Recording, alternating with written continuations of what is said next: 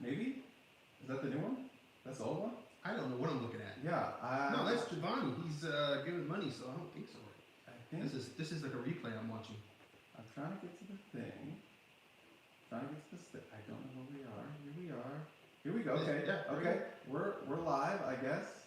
Maybe. Are we back? Is We're there back. chat? We're back. Are we back? Chat is not back yet, but chat is audio nice. Okay. Repopulate. Okay.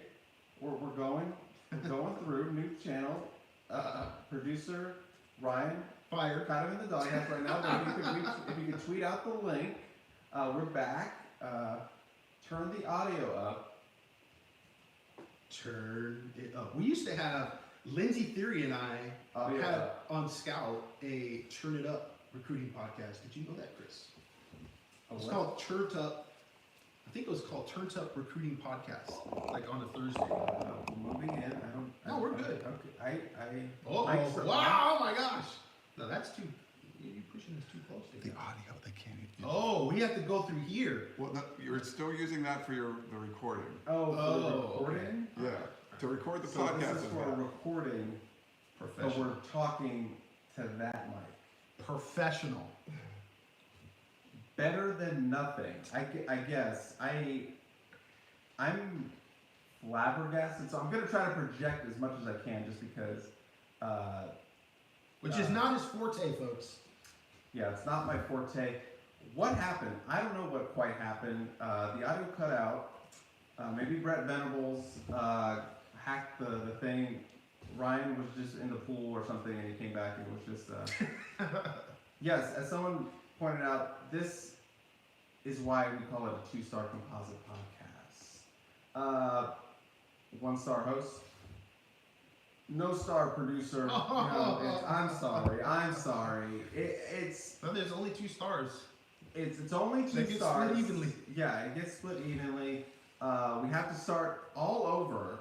So there was over 400 people, and there was actually like 142 people that were just still chilling in the old lake. So we appreciate those people that They're were still around. chilling in the We had 155 likes. I have to start over. We'll probably never get to the 247 like we initially started. 1-star mics. Yes, I know.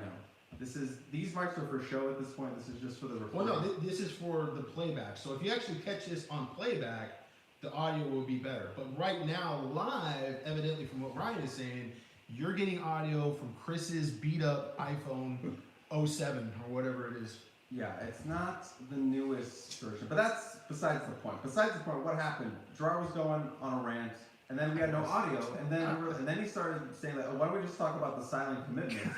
So he was even jokingly talking about silent commitments because you could not hear anything, obviously. I was using the microphone to mask my lips so you couldn't see what I was saying.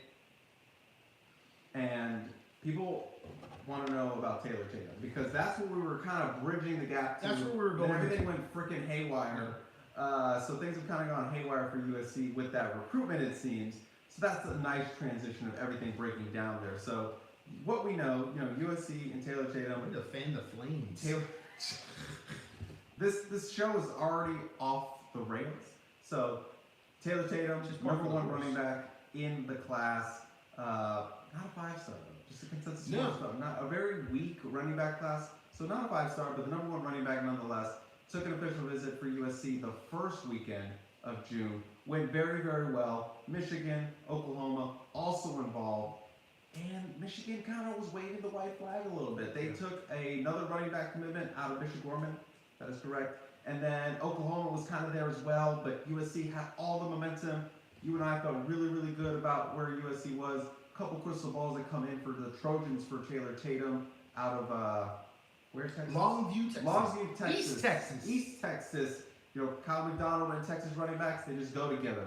Dead taxes and Kyle McDonald getting running backs out of Texas was just set up for USC. And then within the span of like 24 hours leading into Monday night, things have flipped for Oklahoma. Have they flipped? Wow. Just picking up a lot more momentum. Chris is frazzled right now. So the world is, and this is Chris right now is the peristyle after a loss. This is Chris. No, this is, excuse me, not even after a loss, just halftime. Halftime, USC is down 10. This is the peristyle right here. Everything's coming to an end. The world is ending. Taylor Tatum going to... We got $10 donation, a little help for the enterprise. So throw that for a new phone for me. Yes, donate for a new phone. Taylor Tatum, 4-star running back at Longview, Texas. Now, Taylor Tatum took his official visit to USC during that first week. And everybody was excited because USC got a lot of commitments. Commitments from some guys that weren't even in that closer category, but were players that USC looked like they were really trying to come from behind to be able to just be in the contest for them, right? Cameron Fountain, who everybody thought was going to Tennessee for sure. So with Taylor Tatum, he was the guy that was in the closer category, right? Yes. He'd been to USC multiple times. We knew it was kind of coming down to USC and maybe Michigan. USC and Michigan were the two schools that were most constantly talked about in his recruitment. And as Chris said, Michigan sort of put up the right flag and kind of pivoted and started recruiting another running back. Taylor Tatum didn't take an official visit the week after he was at USC. So you had all that time for all the hype and all those USC commitments to sort of build up, and everybody's like, well, if they're going to get some of these guys like Manasseh Atite, who we didn't really think USC was going to have a chance at, of course, they closed with Taylor Tatum. So a lot of speculation, a lot of people talking about the emojis and what emoji is for what player. I think we've gone over emojis, and I don't want to beat a dead horse. Gerard hates emojis, is what I'm saying. Well, emojis are like silent commitments, right? They really don't mean a whole lot. It's all just stuff in the background, and of course, with Lincoln Riley and putting out there, the fan base eats it up and they love it. But you have to understand, if a recruit is not ready to go public and he's not ready to sing it from the rooftops that he's going to be committed to USC, then it just doesn't really mean a whole lot until he actually does. So you don't want to count your chickens before the eggs hatch. And with Taylor Tatum, now Chris, I know he pushed you guys on the ledge right now. I realize you've got that little bottle of pills and your Jack Daniels next to you, and you're just sweating bullets right now going, oh my God, Taters! Taters! I have not heard anything significant from any of my sources that is saying, yes, USC is going to have to go in another direction at the running back position at this point yet. He just came off his official visit to Oklahoma. So you're going to expect some amount of buzz coming from the Oklahoma visit. The talk is, baseball's a big factor for him. Now, USC baseball was recruiting him. He took a couple photos, not only just from his official visit, but I think during the spring, where he was in his baseball outfit. And so, baseball is a factor in his recruitment. But I think, we kind of have to wait and see what's going to happen here. There's been a little bit of chatter. Maybe he can make a decision this week. He doesn't have another official visit scheduled. We know that there are a couple other schools that are trying to get him in on campus officially before he makes a decision, which he wants to make a decision by the end of the summer. Texas is one school. Another school is Georgia. And with Texas and Georgia, they're kind of recruiting some of the same running backs. So we're going to kind of see how that plays out as well. So, right now, I wouldn't necessarily, panic. It is interesting because this topic does lend itself to the recruiting position as a whole and other running backs potentially that USC could be looking at. And one name that was interesting that we spoke to over the weekend was Derek McFall, the 4-star running back out of Tyler, Texas, also an East Texas guy. And Derek McFall has been talking about maybe getting the USC scholarship offer here. He talked earlier in the spring about officially visiting USC June 16th.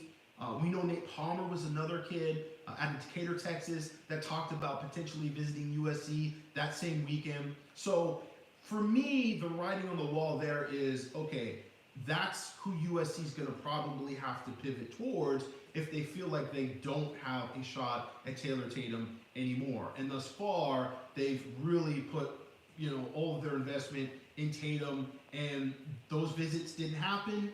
We have yet to hear anything about McFall getting a scholarship offer. And of course, beyond just those two players that USC actively recruited, there's some of the players that they didn't recruit. Nate Frazier. I get questions about Nate Frazier all the time.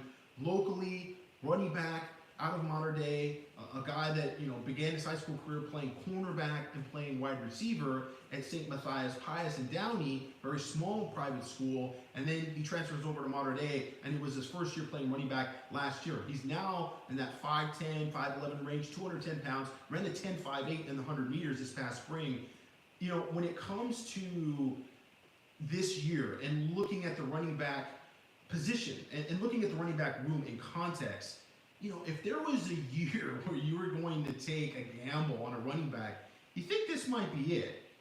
I mean, maybe USC doesn't feel comfortable with Nate Frazier as a running back, how those tools that he has, which, by the way, are much more impressive than some of these other running backs that are ranked ahead of him. But ultimately, how good of a football player is he? Do those tools translate to the football field? But if there was a year where you go, we're not 100% sure, but the guy runs a 10.58, he's weighing 210 pounds, and he's a really good receiver because he played receiver in high school beforehand, and I've seen him play several times in person. He's a very good receiver on top of all that. Maybe, the vision and that kind of stuff, he still has to kind of get that.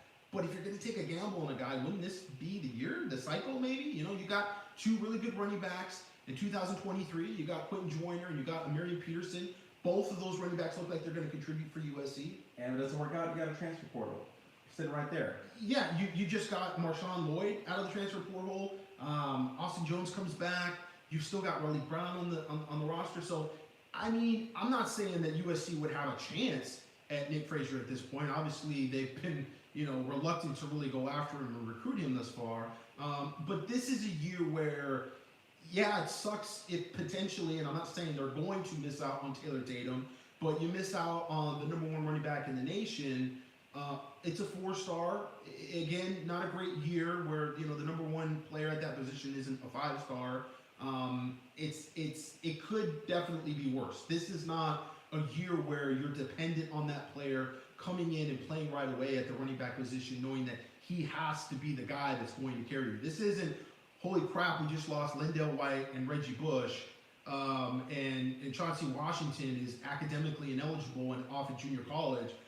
We need some guys to come in and play right away. This is okay, we've got some guys that we really like at the top of the roster, the depth chart, and we've got some guys that we just brought in that we really like as well. And then there's that Raleigh Brown, who's clearly a dynamic, playmaking, game breaker type of running back that can play receiver as well. I think it's a year where, you don't have to worry too much. You don't want to miss.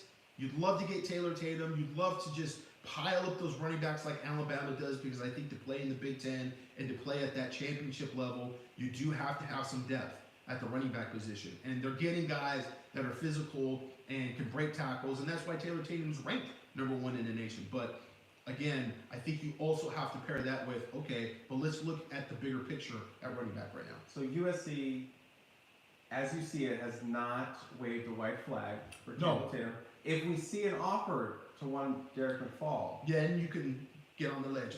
or a rescheduled Christian Clark official visit. That was kind of another, seemed like might be a June 23rd visit, which we should probably talk about that weekend, which is kind of falling apart and disintegrated like a bit of snap. Deja vu, Yeah. As we've mentioned, I believe we've mentioned it, maybe we haven't done it on air, but like the June 23rd kind of felt like, is it mean to say kind of the backup plan? The backup weekend. It's just like the catch-all weekend. Like, hey, let's bring them in. We have the time. We have the space. We're not renting a yacht for June 23rd is what I'm saying. As mean as that sounds. We're not renting a yacht for June 23rd. That's how it was last year. You had guys like Isaiah Chisholm, who I really liked, out of Chaminade, and he actually showed up for the passing tournament that they had that last weekend last year, and he was supposed to come in for a midweek official visit and then just took an unofficial visit. And why was that? Because USC was very confident with Tackett Curtis. So that whole week, there was at one point like 3 or 4 guys that were scheduled to take official visits. The only guy, that took an official visit was Landon Hatchett, and that was like a Monday, Tuesday visit. So yeah, the last week is always sort of a, will it actually happen? Will there actually be a real recruiting weekend? Doesn't look like it. Doesn't look like it's going to have too many prospects on campus it kind of seems like, and everybody says, well, USC should get the last visit weekend. They should get the last visit weekend, and we kind of joke maybe they should get the first visit weekend because we've seen a lot of guys come off the board early in the summer with all these unofficial visits. But the last visit weekend for them, the last 2 cycles, has really been the June 16th Golden Hour weekend. Which kind of brings us to the Golden Hour itself, which was this weekend. Gerard, we have confirmed it was a luau. It was not a hibachi. It was not a Mexican fiesta. It was not a sushi night. It was back to the well again, which was a luau. And it kind of looked, well, I guess I couldn't say it looked bigger than last year. There was a lot of people that were in those videos that they kind of showed for the recruits in the recruitment video that the guys have been showing off. But big weekend, luau, Coliseum, kind of the actual Golden Hour at the Coliseum. You know, when the sky's golden and the sunset's coming down, they're taking photos on the Coliseum deck and all that. And then a freaking yacht, Gerard. You know, we definitely could have snuck onto that yacht. Yeah, well, we could have been somebody's busboy on that yacht. We could have definitely snuck in that yacht. We would have looked the part on that yacht as Cilantro Boys. But they busted out a yacht. I heard it was 4 stories. You know, that's just something you could only really do in LA. were they themed stories? That would be cool. I don't know if they went that far. I don't know if Eddie Hansen and the crew went that Next far. year. But they brought out a bunch of, obviously, the official visitors and their families. And then a bunch of USC players were on the boat as well. You know, there was stories from everyone. You know, they're playing poker on the pool. There's, you know, people hanging out. You know, Bear Alexander, Anthony Lucas, you know, how they're all taking photos. So it was a big mixture of future, current. You know, I believe they had some alumni on there as well. So everything was coming together with the Golden Hour and the yacht. I don't know if you want to specifically talk about the yacht or you just want to go over the list in our categories once again. I don't know a whole lot about the yacht other than they did actually sail, I guess the yacht sails around the bay. Wait, you think they're just going to be docked the whole time? I didn't know. That's I wasn't not really fun. sure. There are rules about how far away you can go away from campus for visits. So, Really? Yeah. But does international waters count? I think when it's does international It's waters distance. start? In distance. Like you Don't ask can't me go if to it's miles Catalina. or You can't go to kilometers. Catalina. Is that too far? I think so. What does the NCAA draw the line? Yeah, I think it's because, like, you know, if you're going to an official visit and it's Nebraska, right, and it's Lincoln, Nebraska, they could just take you to Chicago and say, hey, look how close you are to Chicago and how great Chicago is. It's like, I didn't even think of that. I didn't even think of there's a certain miles there is. radius that you can actually stay around your campus. I didn't even think of that, but that makes sense, I guess. But I still think international water should not count in this. Which is a big advantage for USC because, I mean, everybody knows that, you know, within 20 minutes you can get to anywhere in LA. But nevertheless, they did, you know, take a little sail around the bay, and it was one of those things like, you know, you've never really heard that been done on a recruiting trip, which kind of surprised me. I thought about it with Miami, and maybe like if Miami did something of that nature. I know Miami's had the kids go on jet skis. Maybe in the 80s. The 80s. And go to like various places, and they have, you know, a lot of beach houses there. Shaq has a house, and they point out, you know, all these famous people houses. But instead, USC put them on a yacht, and it was a great experience for these players. And it's sort of one of those things, you know, how do you one up it? Right. You're getting into this thing where you can't one up it from the year before, and it just becomes this thing, this cycle. But you know what? Maybe they can. I mean, I don't know. I was talking with Joey Olsen, the tight end / receiver commit for USC, the last man standing at one point.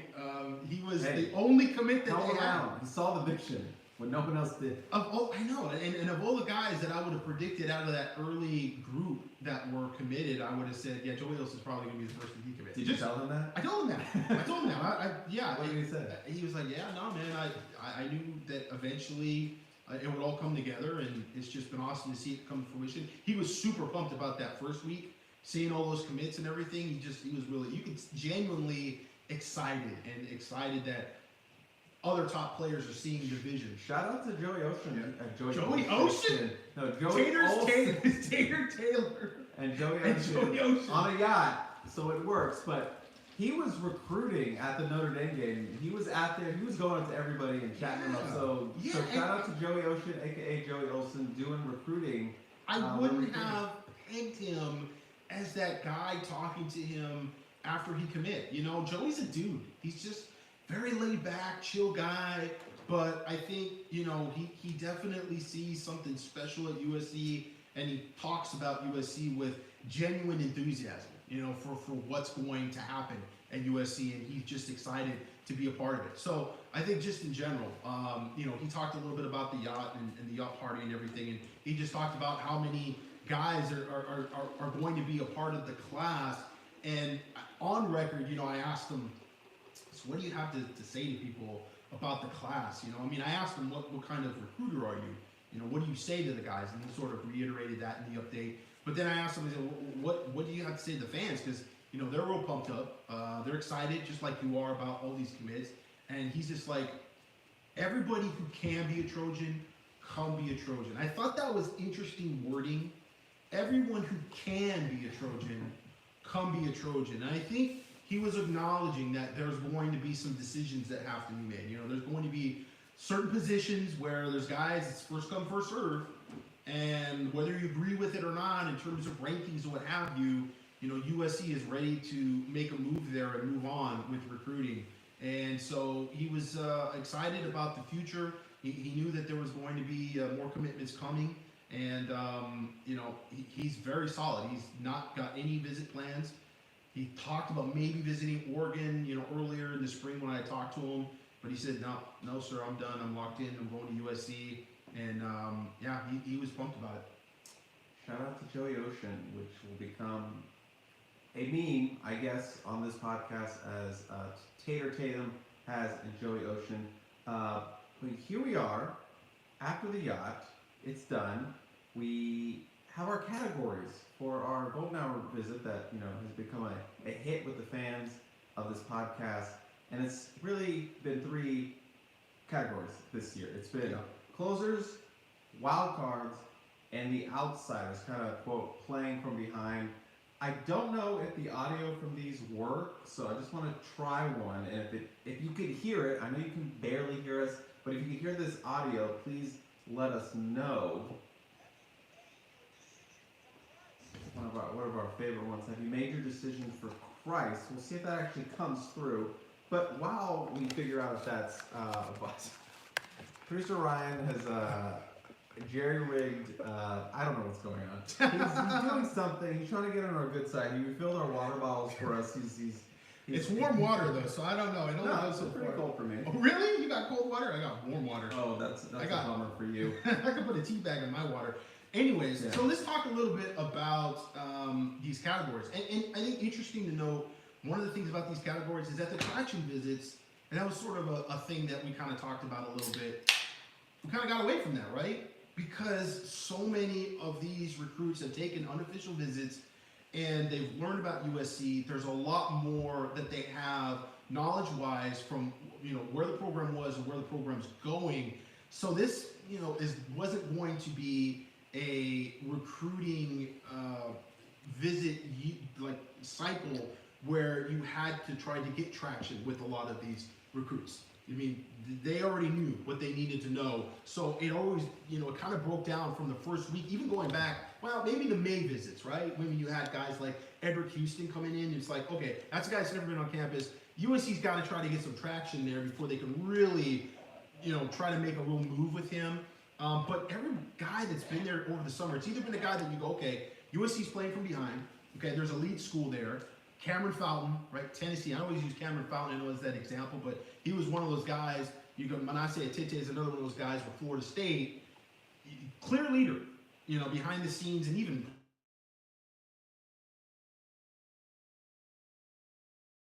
USC's not the lead school here. They're playing from behind here. It's not a wild card. We know what the lead school is, and we know, you know, who USC's got to beat out here. But they have a certain amount of margin that they've got to be able to make up. And so you had the outsiders. And then, you know, the wild cards are the guys that are just, maybe they haven't been to campus, but you know that they like USC a lot. They're saying all the right things. And then the closers are the guys that have been on campus a bunch of times. They're really kind of down to USC and maybe another school. And sometimes it's USC in the field. You don't really know who that other school is.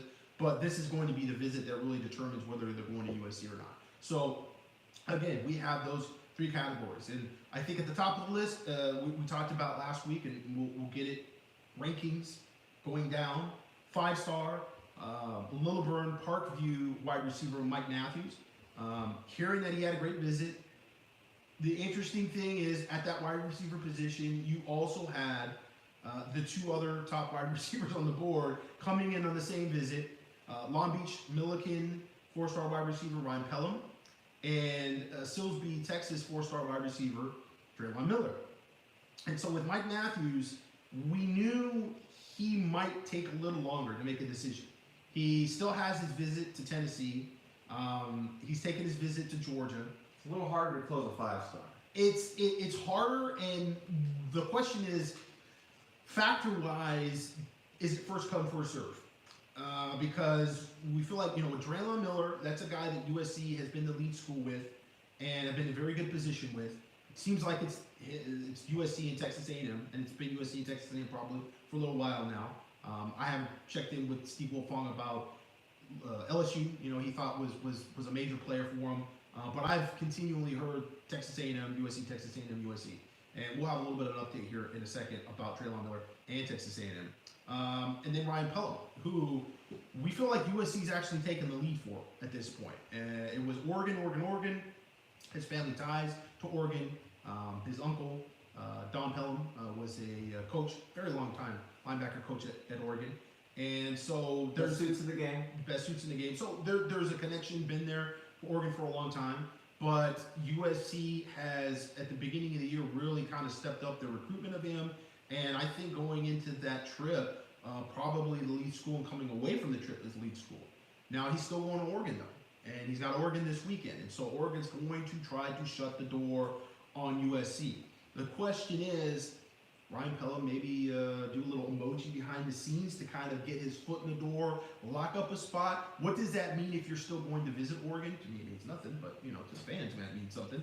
And with Draymond Miller kind of being in a similar position, he's going to take an unofficial visit to Texas A&M.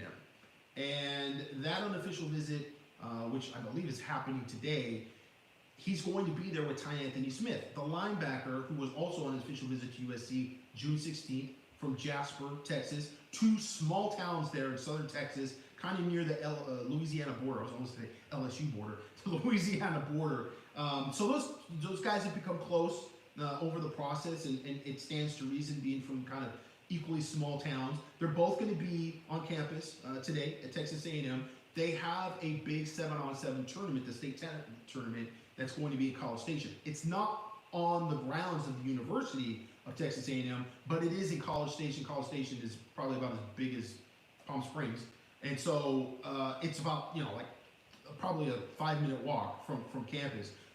Draymond Miller and his Silsbee team are participating in the 7-on-7. And Draylon is supposed to announce here very soon. Ty Anthony Smith's team is not. So Ty Anthony's just kind of going down to hang out, and They're close friends. But they're close friends. So it's an interesting dynamic. It's an unofficial visit. It's not an official visit, and I think that makes people feel a little better about where USC sits and their lead coming away from that official visit that he had last weekend. So there's an interesting dynamic there, though, because I think USC really just wants to take 3. Is there a potential where they get 2 more commits? And obviously we've already got Xavier Jordan, committed already. That Mike Matthews wants to commit, and you tell him no later down the line, if it's September, or if he actually stretches it into the fall, which he's not expected to, but maybe he does. I don't know, but I think if Pelham and Miller are ready to commit, they take those commits. Well, we're not really sure, Ryan, because we're waiting on Mike Matthews. We've seen at other positions already where there are maybe players that are ranked higher. They are not waiting for those players. They're getting things done now. So going back to, I think, the first question we asked, Giovanni asked, he wanted to know, what does the class look like? The class looks like it's almost done at a few different positions. Probably a majority of positions more than not. Wide receiver, offensive line, probably to a large extent defensive back. A lot of these positions, yes, and defensive line, some other positions. Now we don't want to get naive and get wrapped up in July and in August like it's going to be a signing day and this is the end of recruiting, because there's a season to be played and there will be some guys that get that itchy feeling during the decommitment season, and so there's going to be some shifting that happens. But the majority of the class last year that was committed over the summer signed with USC, right? So the guys that were in Texas, the guys that were out of state, even when the defense wasn't playing particularly well, they held strong and they stayed committed to USC. So you would think that this class, same thing, with USC hoping to have an even better season, that this is going to, as we say, going into the summer, build the core, really show you what the class is going to be in general, to get a very good sense of what the future of the football team is going to look like. Maybe not everybody's going to be committed at that point, but the vast majority of the class probably is committed at that point. So Mike Matthews, Draylon Miller, there have been some crystal balls for Draylon Miller to USC. Stands to reason, obviously, because he doesn't have another official visit coming up, and USC was really kind of the lead school going in to his official visit just last weekend. Moving on to another crystal ball that just dropped recently, but probably could have been dropped a while ago, is that of West Hills 4-star safety Marquise Gallegos. And we've been hearing, USC for Marquise Gallegos for a little while now. He had canceled all his other trips. I believe he might have still had a visit to Oregon that was in the works, but I think that's probably not going to happen either at this point.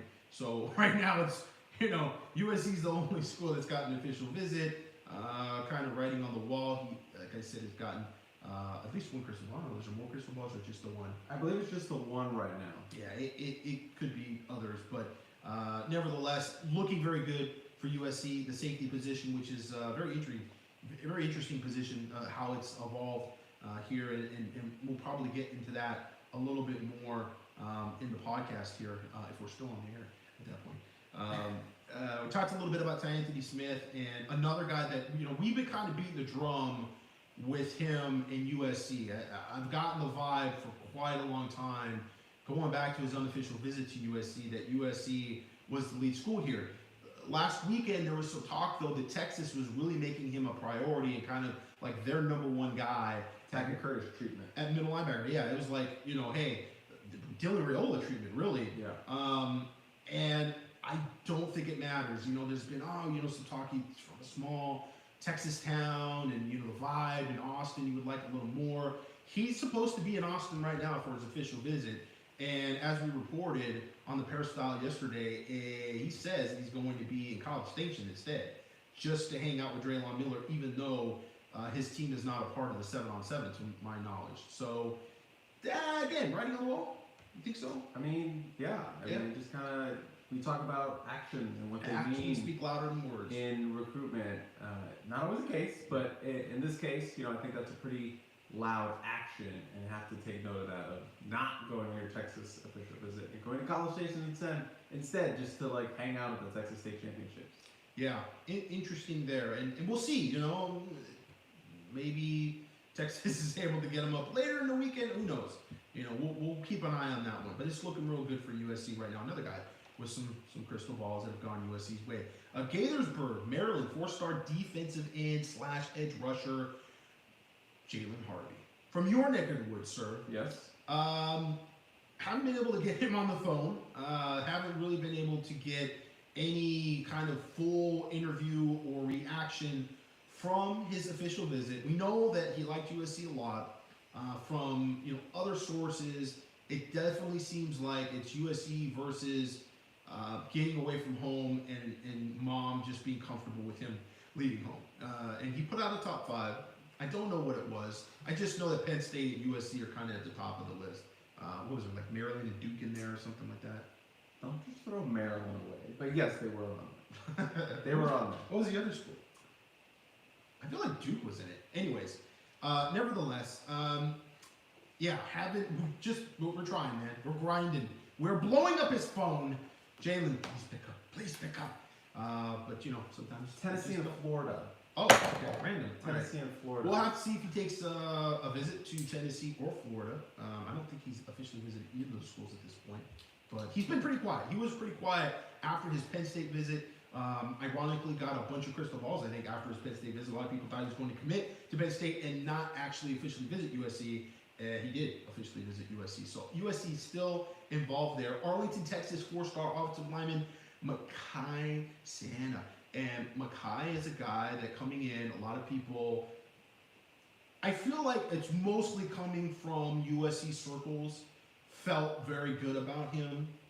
And then reading between the lines of USC not really being involved with DeAndre Carter anymore, and DeAndre Carter canceling his visit and really going on and considering other schools, that the assumption is, okay, Mackay Siena, USC must feel like he's locked in, right? Actions speak louder than words. And I would confirm that to be true, but we haven't really had a great amount of sources or anybody that's giving us intel more from Mackay's standpoint, and that always makes me a little uncomfortable with this type of stuff. I don't like to just get, the side of one story. The side of one story. The story of one side. One-sided story. I don't like to just have sources that are really sort of looking at the recruitment from one perspective.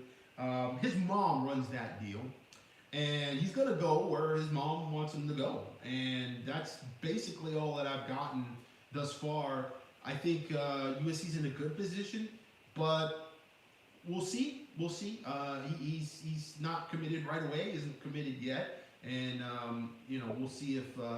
I think that's one USC would like to lock down before it takes any more official visits. I get the vibe that there was maybe some expectation that, one of those emotes would turn into a, I'm blessed and like to say that I'm committed to the University of California.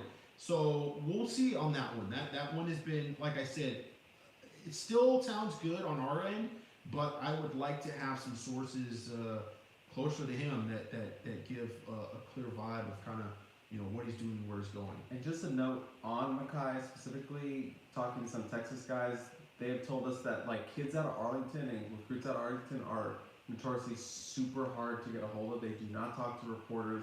For whatever reason, kids out of Arlington are not very media friendly. They don't like to do interviews. They don't like to get on the phone. Even if you get them in person, they're very short. So they are notoriously very hard to get a hold of for whatever reason. Is that because of, I was gonna say Jerry World, but Jerry World's in Frisco now. Yeah. So that doesn't make sense. You're saying Arlington. He's out of Arlington. Martin. Is that the high school, or just the whole city of Arlington has become anti? I was just told Arlington. I don't know if they were specific to the school or the city district or the entire city. The city council. I don't know if it's a citywide ban. I'm talking about reporters. It's a blackout. Nothing gets in, nothing gets out. Okay, so moving on to the next category. We have the wild cards. And, the wild card at the top of the list already talked about him, Ryan Pelham, quickly becoming really a closer. I can't really remember the rationalization for putting him into the wild card spot necessarily, because we felt like it was been Oregon, USC. Oregon had the lead, but I think USC is really definitely made up a lot of ground over the spring. And that's They're really... definitely trailing. Yeah, made a big move over the summer. And I think for spring. I feel confident saying USC is the lead dog right now. What do you think? Wow. Yeah. Wow. I've heard enough from enough people. Again, not just USC circle people, but people on in other circles that have some decent credibility when it comes to this type of thing, and their read is pretty consistent. Feeling like USC's made that move. But he does have the official visit to Oregon, and I don't know if it's enough of a move. He didn't shut it down immediately. And again, silent verbals don't mean nothing. At the end of the day, it's about what you say. And at this point, he's going to take that official visit to Oregon, and we're still waiting to see kind of how that plays out. I guess at the wide receiver position. But for he put out a top 2, so.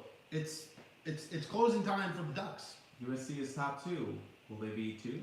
We'll see. And he's going to make his commitment on Monday, right after the visit. So yeah, I'll be there. at Long Beach Milliken for his commitment. So we'll have all the latest from there. But yeah, we'll get the word on what. Will we be doing a live show from your phone? We will not be doing the live show from my phone because I will be needing to use my phone. But we'll definitely talk about it on Wednesday. That show come up. And I will just say, despite all of the audio issues that have been going on with this podcast, and thank you for the 200 plus people who are like bearing with us with this audio setup we have right now.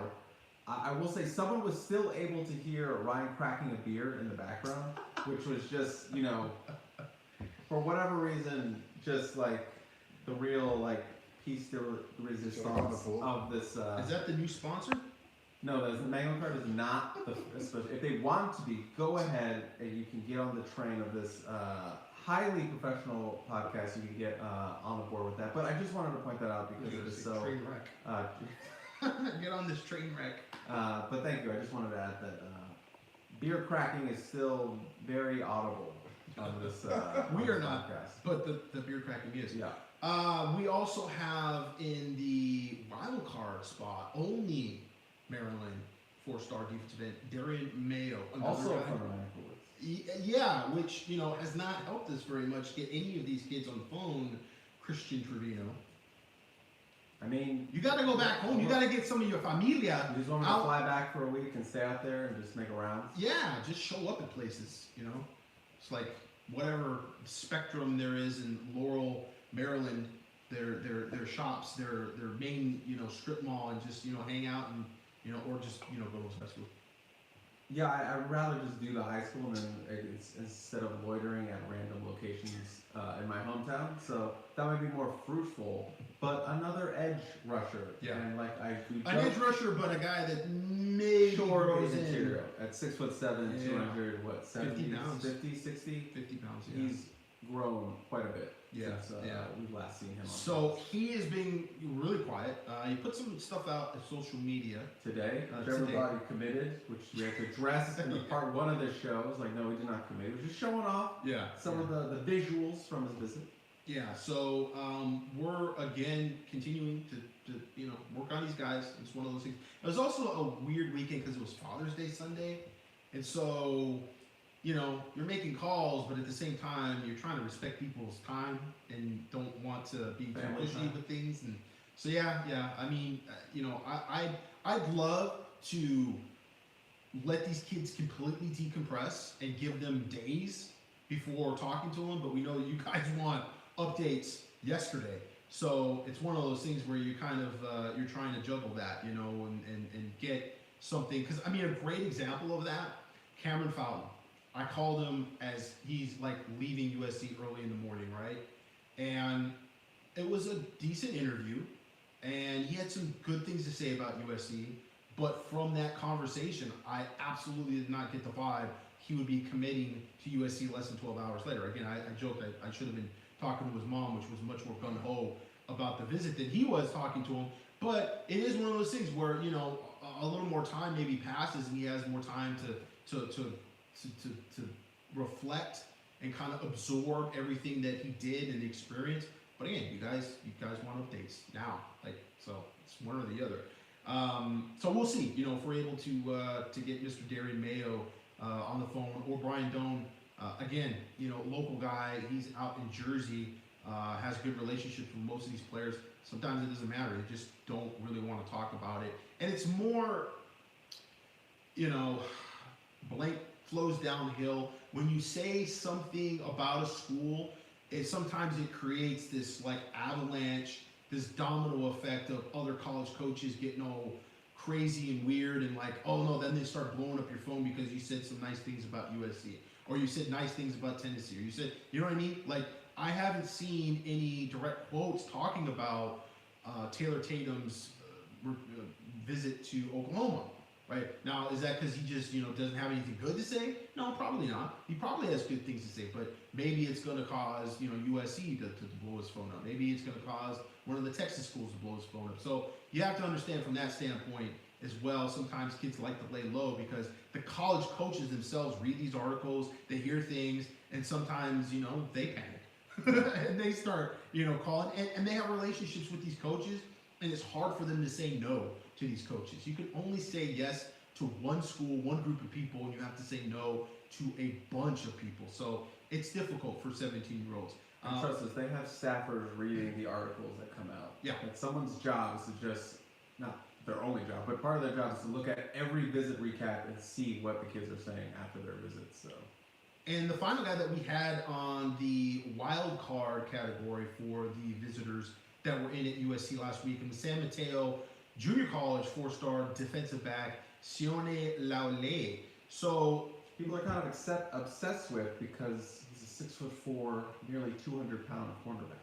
yeah, and a guy that could probably play safety also. He's kind of got a little bit of that Malachi Crawford in him in terms of being a guy who plays cornerback right now at the junior college level, but certainly physicality-wise, you can see him playing maybe that nickel spot or playing an actual straight safety spot. So hearing lots of good things about him. Definitely positive reviews. Again, point and example here with somebody having a great relationship with the kid and being able to talk to not only the kid but people around him very regularly. Brandon Huffman has just not been able to get the kid on the phone. I mean, that's Huff's area, and he's got that area locked down, and he has for many, many years. But, Sione has just been very quiet and hasn't really wanted to say much about it. Kind of ironic that Sione actually has tagged, I think, Huff on like all of his social media stuff since the visit, but won't hit Huff back for just a couple quotes like, hey man, so like, what are you thinking? What did you like about the visit? What was the highlights, etc. So Lalia is a guy that we still haven't heard anything directly from him. Have heard that, the USC visit was very, very good. But again, kind of more from one perspective. So we're waiting to see if, he ends up taking another visit this weekend, or he's a guy that could potentially shut it down. But definitely, there were definitely positives from him and good vibes about him coming from that official visit weekend. And so, crystal ball, I thought there might be a crystal ball actually floating in. But again, I think it's just one of those things where we need to get a little more kind of from the horse's mouth, I think, in that situation. And then the last category was the outsiders. And we joked about this with the movie that Chris has yet to see. But not the Warriors, the outsiders. That was my issue. The playing from behind category, basically. And, we had Marquise Lightfoot in this category. Since his official visit to USC, I think there might have actually been a crystal ball put in for Ohio State. I think you might be correct on that. So, I can look that up. Interesting. Again, we're trying to get some type of some feedback from the visit. I really haven't heard too much about him either way. I think people got excited because Gavin Morris, one of the staff members, had retweeted one of Lightfoot's Instagram pictures that he put up or what have you, and Gavin kind of gave some hints on social media right before the commitment of Elijah Newby.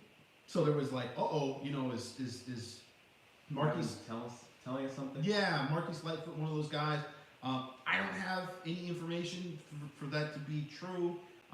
Going into the visit, he was definitely an outsider, a guy that I think it was Michigan, a lot of people were thinking. And maybe those are just kind of, people grasping at him staying close to home. But I know I talked to Alan True, who has talked to Lightfoot several times in the past, and he felt like USC was a long shot. And that was about a month out before the visit. So it wasn't, right up before the visit. But I did ask him a little bit about Marquise Lightfoot because he's just a name, sort of, for us right now. We haven't seen him on campus before.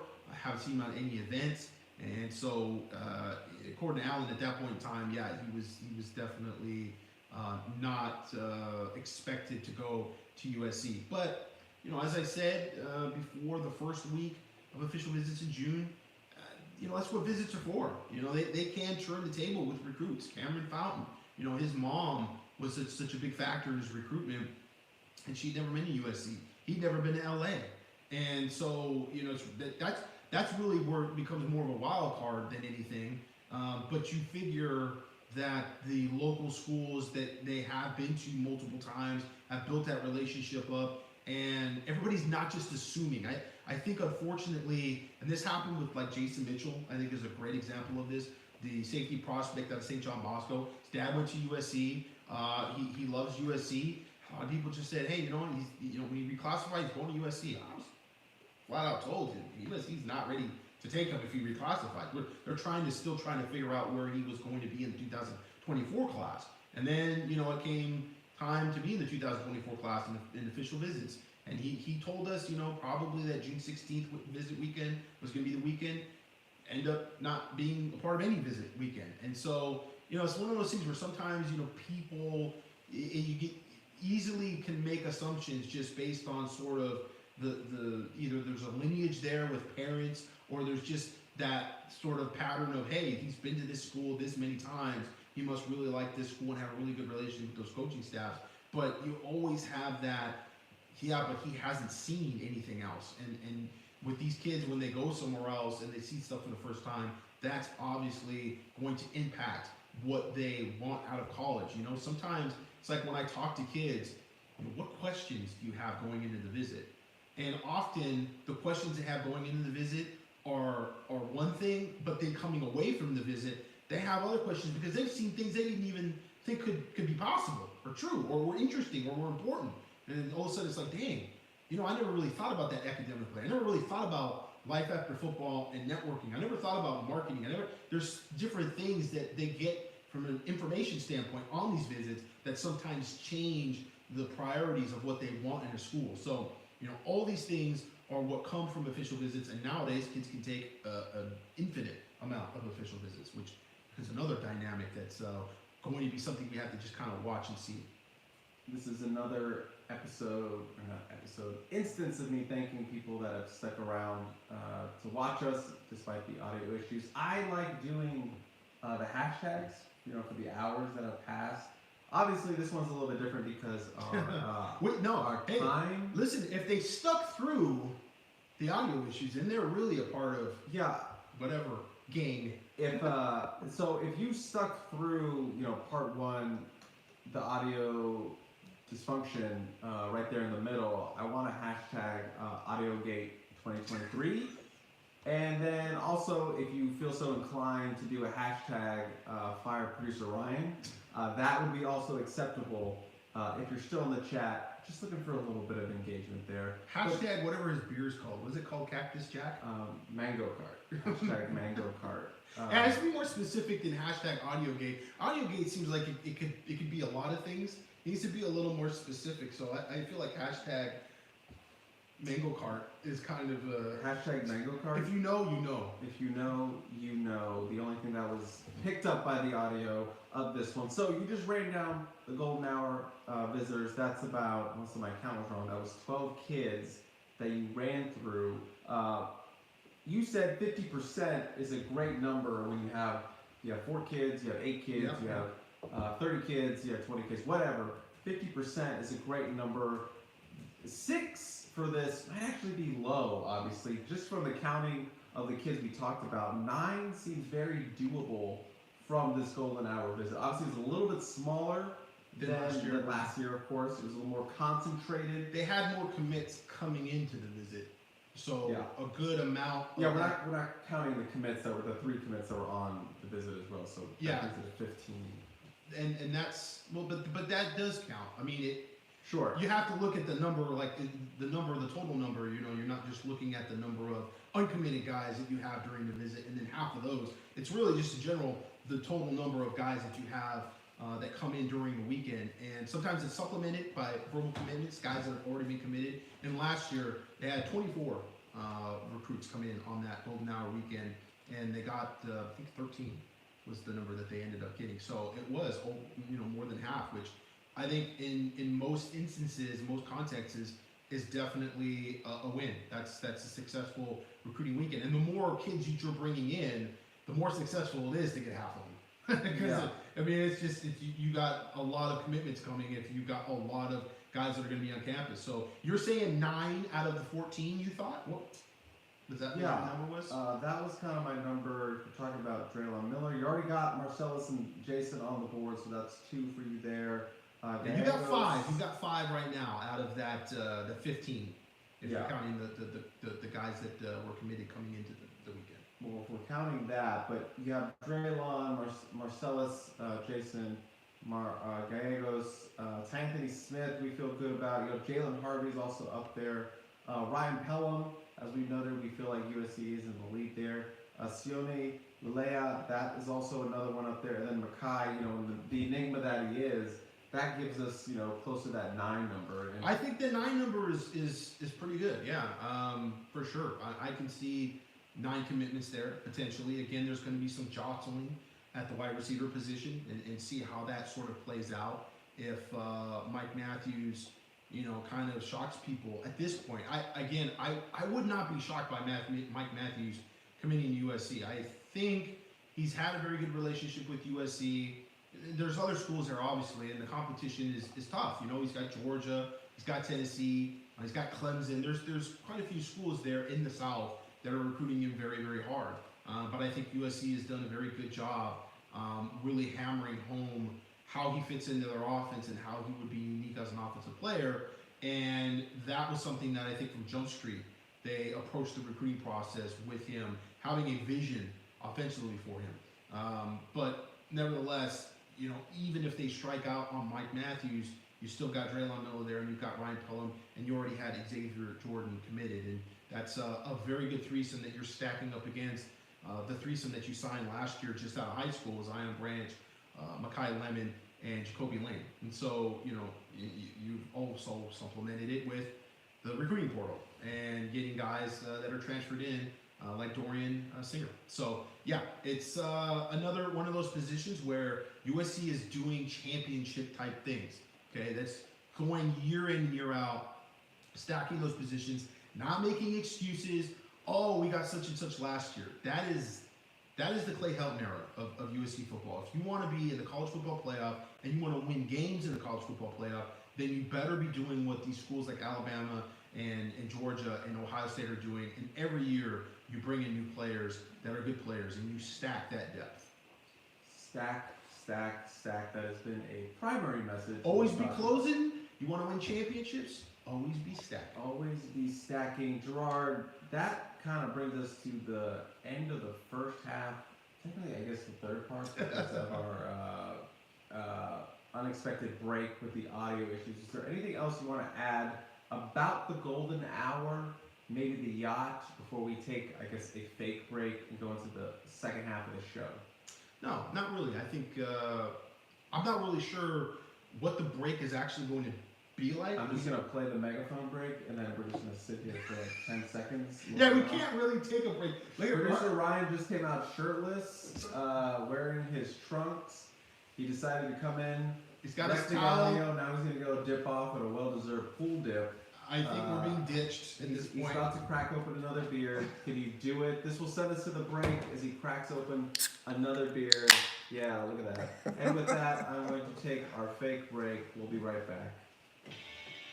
They probably can't even hear that.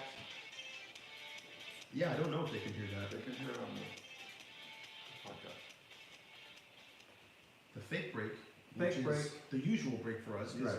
what you guys don't know is that we usually don't take a break. We just play the music and we just keep going. When we were having audio issues or connection issues with your Wi-Fi, yeah.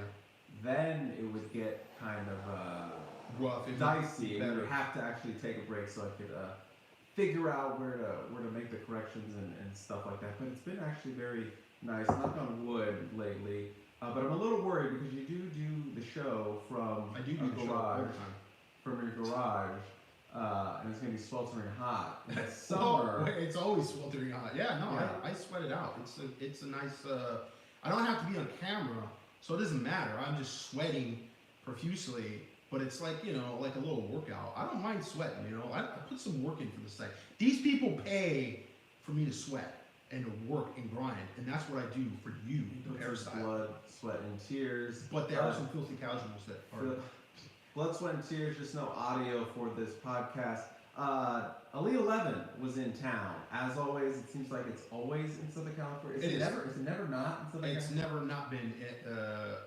Has it ever not been at Redondo High School? I can't remember, but it's usually at Redondo. As long High as I can remember, it's been at Redondo High School. So that was in town for the first time in what feels like forever. USC did not have a quarterback participating, or at least not a former target. There were plenty of former targets out there, but no commitments. Elijah Brown, just coming off his Stanford visit, and he canceled his USC official visit. Went ahead and committed to Stanford a couple days after that. DJ Lagway, who USC was very involved with, got him on campus a couple times, said no, ended up committing to Florida. He was there. And then Dylan Raiola, who some of the peristyle referred to as Ray Liotta. There's a bit of a stretch, but for some reason I got it immediately. Yeah. And I just thought, Chris, that would be a great sound bite, like something from Goodfellas. Okay. But he's not committed yet. Do you amuse me? How do I amuse you? So Dylan Ray Liotta was also there. Spurred USC multiple times. Committed to Georgia. Actually moving to Georgia, Georgia to play there. His fourth high school in his career, third high school in Texas and Arizona. Yeah, actually. But then, fourth high school because he transferred twice in Arizona. I don't think he even played for the second time. I don't think he played for Pinnacle at all. No. So fourth high school and as many years in high school. So he's moving on to Georgia to be closer to Kirby Smart and the Bulldogs. He was there, but obviously no go. Julian Sayin, the quarterback up the road in San Diego, Alabama commit, was offered by the previous staff but not picked up by Lincoln Riley. He was there, and I believe he might have actually won the whole thing. I didn't actually see the fun. He won. It was my pick to win the whole thing, and I've been on the Julian Sayin train for a long time, since I met him at a workout in San Diego. So I'm still on the board of this kid's right here. But for whatever reason, Lincoln Riley's not about it. But the most interesting part of the Elite 11 award are the skill guys in attendance. Walter Matthews flew in for Elite 11, ended up committing to USC right before his flight. I bet he was getting scanned in, then hit the thing, committed. Tried to dodge you for an interview? Tried to dodge me for an interview. Not really, we just couldn't find each other. But I spoke with him at the check-in. He was there catching passes, running routes for the quarterbacks. Brian Jackson, the McKinney, Texas 3-star running back out of Texas. He was a committed prospect. He was there as well. Did not participate in the whole thing because obviously an official visit. He had to take an official visit. Busy weekend for him, but he was really excited to come out and compete with these guys. Xavier Jordan was listed on the roster. I'm not sure if he ever was made it out there to compete with them, but there was also some other smaller targets and guys in 2025 classes that were out there. Jeremiah Smith, the 5-star Ohio State commit, was also out there catching passes. Him and his teammates took an unofficial visit to USC that first day, Wednesday. South Florida Express. South Florida Express, who were in there for OT7, which we'll talk about. But yeah, Elite 11 happens every year. We're there every year, even if it's not super relevant for USC, which hasn't been a long time because there's always been a quarterback. But this year was especially kind of dry when it comes to signal callers. Yeah, and I mean, you covered the Elite 11. I was at OT7, so I think, certainly the video of Brian Jackson was great to see, just watching him move in space and seeing how quick he is and how dynamic he is at a listed 240 pounds. I guess, from your standpoint, just getting to see him in person, he didn't make any MVP teams from the Elite 11. Neither did Walter Matthews. Now, I think with Brian Jackson, because he wasn't there for the whole event, that probably stands to reason. They're not going to put you on an elite all team if you're not going to every day of the actual event. But Walter Matthews, there was 2 other tight ends picked ahead of him. So what did you see from your homer eyes, Chris? We need the homer. We need to reinforce that these guys are worth taking for USC. A couple things. People are calling you Garage Martinez. Garage Martinez? Yes. And then Moneybags Manford stepped in and said, $10. This is for Hurricanes blood, sweat, and tears. We appreciate it. So look at tears. A little bit. No tears. A little bit of you're putting yourself out there. Got you $10, Gerard. So congrats on that. And someone pointed out the Elite 11, the COVID year, was in Nashville. Was it? God, So- I don't remember that at all. Nashville. Man. Yeah, I think a lot of people have blocked out 2020 as a general rule of thumb. So we'll take your word for it. But I do vaguely recall that being in Nashville. But yes, Walter Matthews, very large human being, still in my belief that he has a tackle body and could be an offensive lineman. But it was good to see him out here move. He moved better than I expected because when I see him on campus, or when I saw him on campus, you know, he's not running the house or anything. He's just like chilling, standing there. So it was nice to be able to see him kind of get out, move out of his breaks, you know, bend a little bit, and it's harder for a big man to do that. But I talked with Brian Jackson about him. He was like, yeah, I'm glad he's on my team. They were put in the same group together, which was a blessing for producer Ryan, who I could literally see on the floating pool. in the goddamn pool like nothing.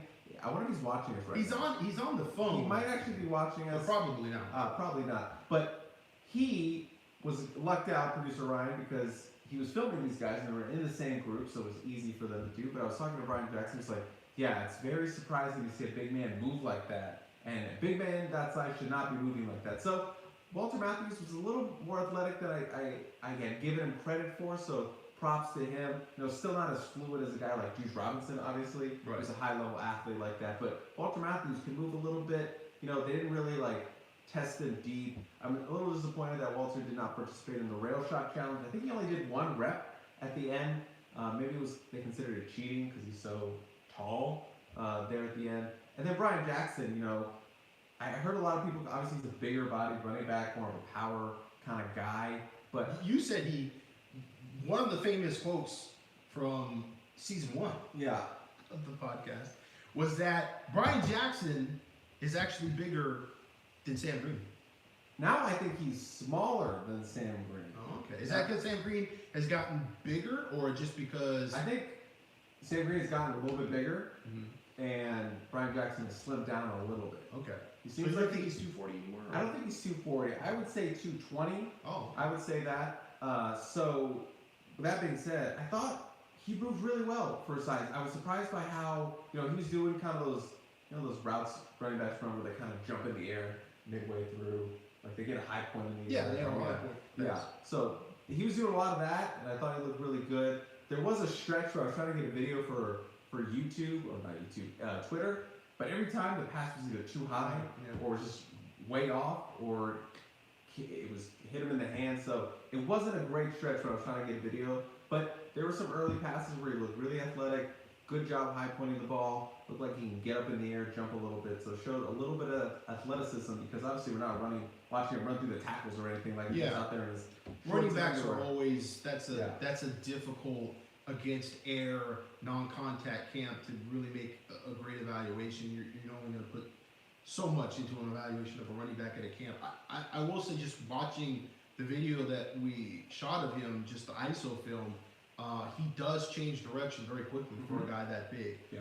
He's very quick. He's got some suddenness to him. I think 240 pounds.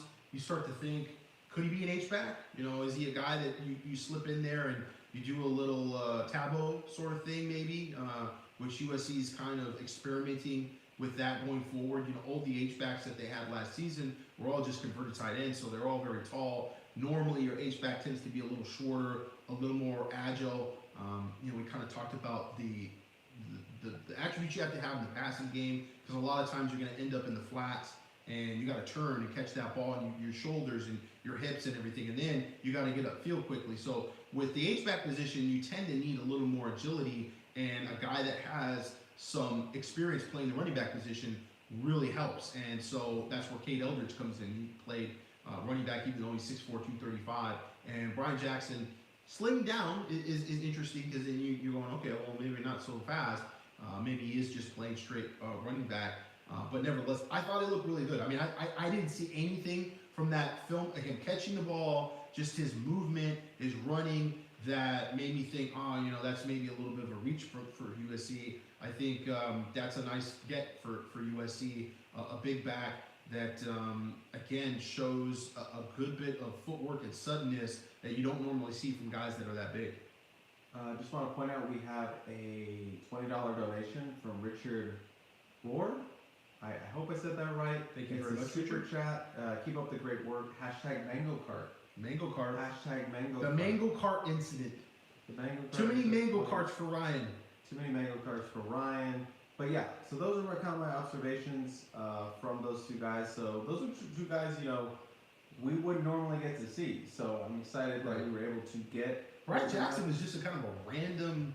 He was appearance. just there. I thought there was some rule about you couldn't participate in a camp if you're coming in for an official visit. Something. I thought there was something weird that maybe would have been holding him back from that. But he was just like, I was staring at the line, and I was like, that looks like Brian Jackson. And what gave it away is he has kind of like the, you know when guys get the lines in the their lines eyebrows. in their eyebrows? Yeah, yeah. I saw that, and I was like, and I pulled up his pictures, and I was like, okay, I see it, and I just texted one of our Texas guys. Just That's a very small detail to keep consistent, because a lot of times I'll go and I'll see a kid early in the spring, and then he has a completely different look and haircut, and it's like, I don't recognize him. I'm like, who is this kid? And it's somebody that I actually known and I've seen play in person a couple times, and it's just wild. Because, I mean, they're getting older. Like, you see a kid, he's 2025, and, you know, you saw him early on, and all of a sudden you see him the next summer, and it's like filled out, bigger, a little taller. His hair is all grown out, and it's just like completely different. Oh, he's got braids now, and he didn't have braids before.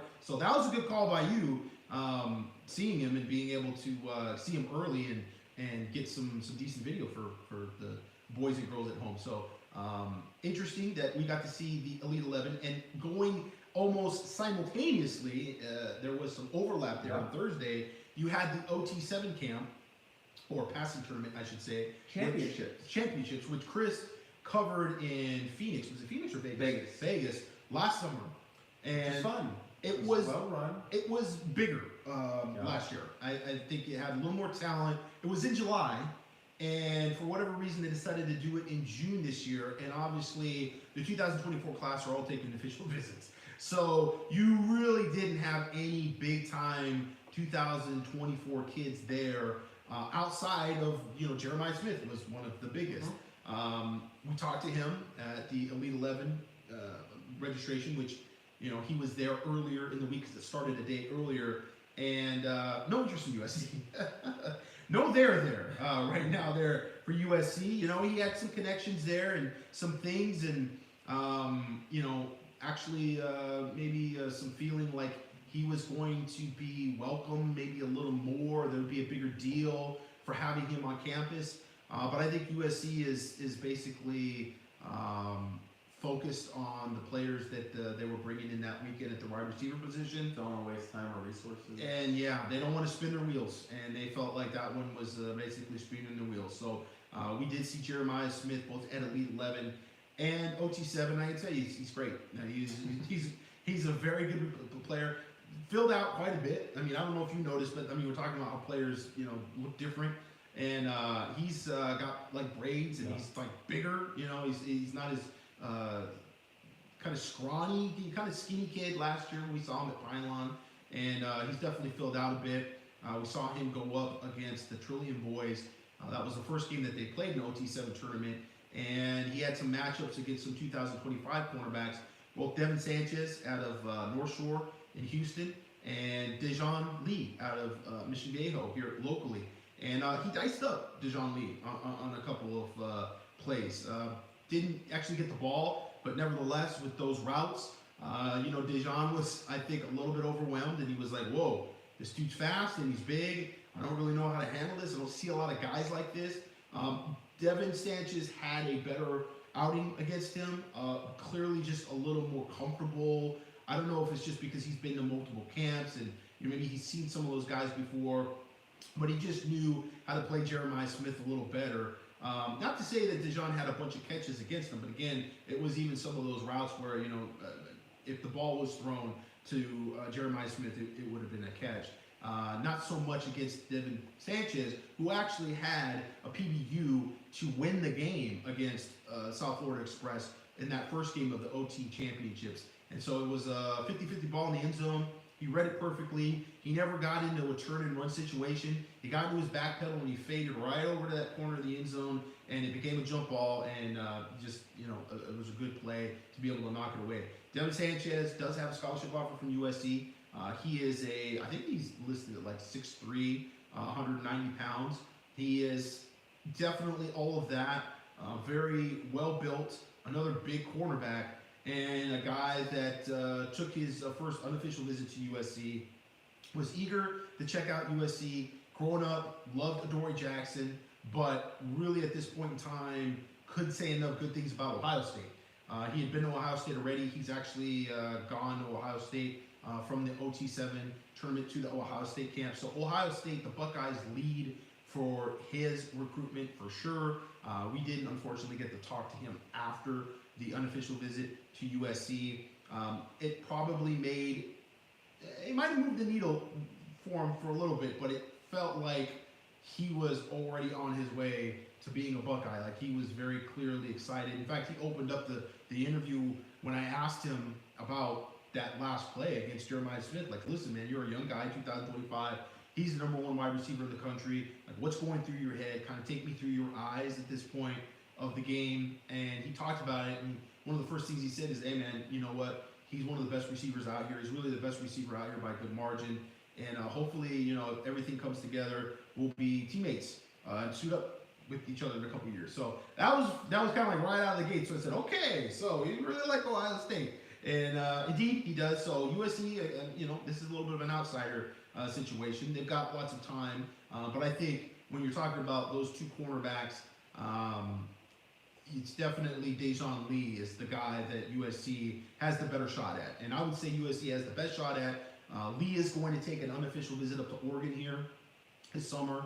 And so we'll see how that impacts his recruitment. But I think family-wise, he has a great relationship with Dante Williams.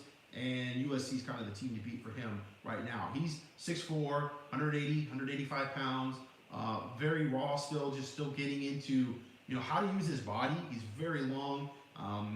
Another very interesting cornerback, you know, we're going to see much more of that. I think I mentioned on the Peristyle podcast, or it was the recruiting podcast, the change in body type of cornerbacks going all the way to the 2027 class.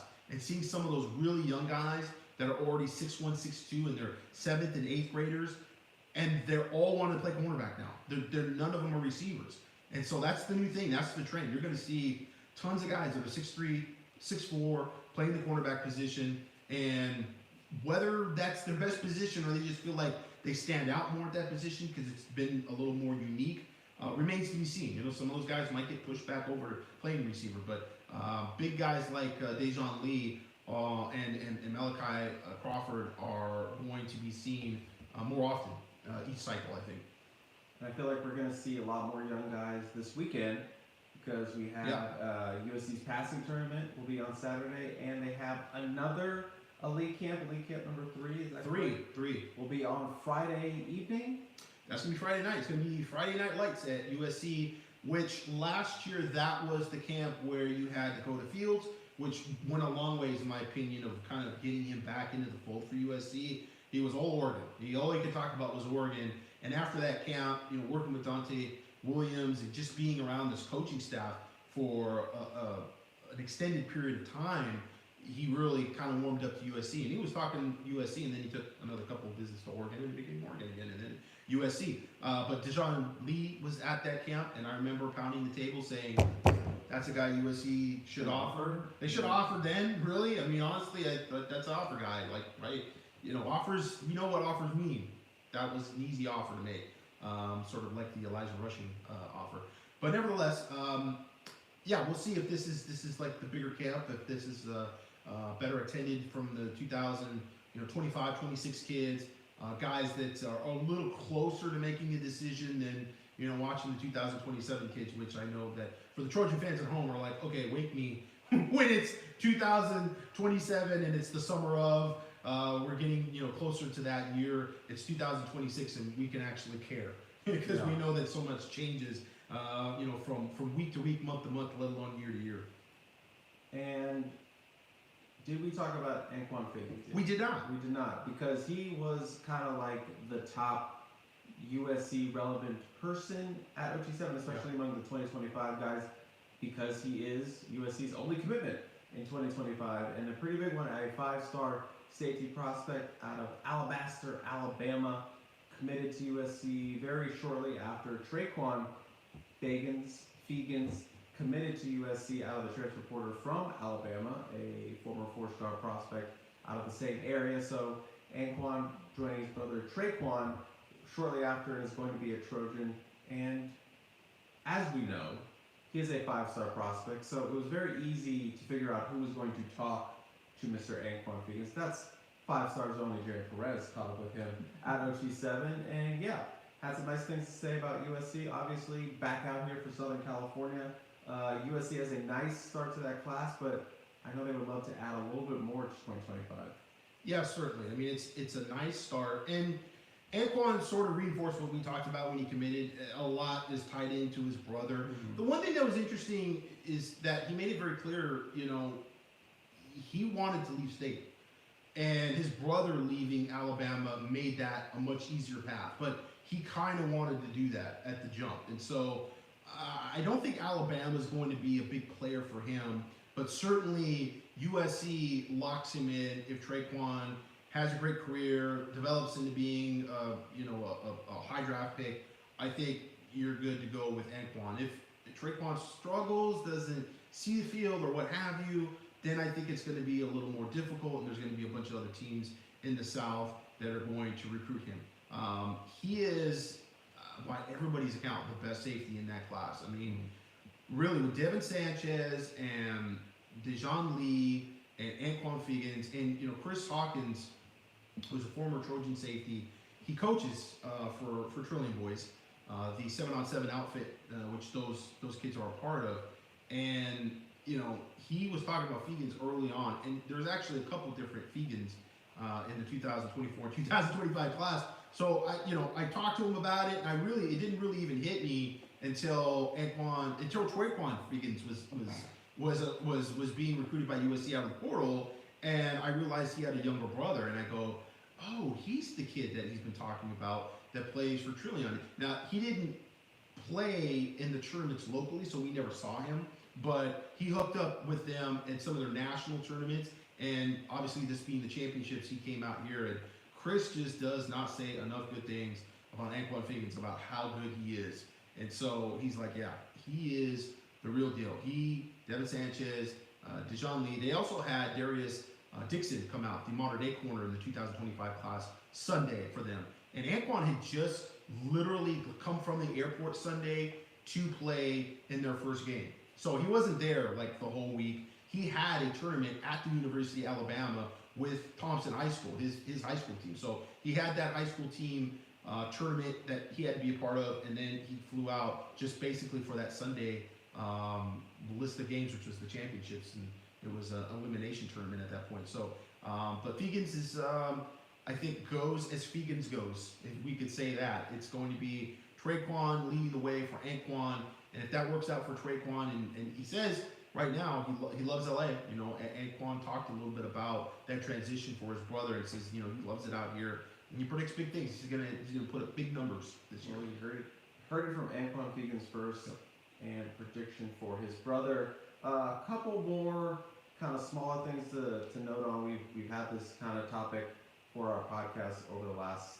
Housekeeping. month or so. Housekeeping. Casa del Cilantro housekeeping. That's USC targets, visiting elsewhere, committing elsewhere. We have a couple of those on the board. West Orange, New Jersey defensive back Jalen McClain, who visited that first weekend of June, ended up committing to Penn State. No, Jalen McClain is Ohio State. Ohio State, excuse me. Big Ten bound as well. Ohio State, he's off the board. Then Huntington Beach, California offensive lineman, who was slated to visit this weekend in sort of the catch-all week, and we'll get more into specifics of that. Justin Taunau, out of Huntington Beach, offensive lineman, went ahead and committed to Stanford, which Stanford has kind of been on a roll with their commitments with Elijah Brown. Emmett Mosley today? Evan Mosley today. Naki Tuakoi, the linebacker who USC had offered out of NorCal, they got him as well. So Justin Taunau committed to USC. Producer Ryan just walked in with his towel on, living his best life. Ryan update. He did actually go in the pool. He was just chilling on the floaty, and then decided to go take a full-on dip. So he is now in transformation. I don't know if he's probably taking a shower now.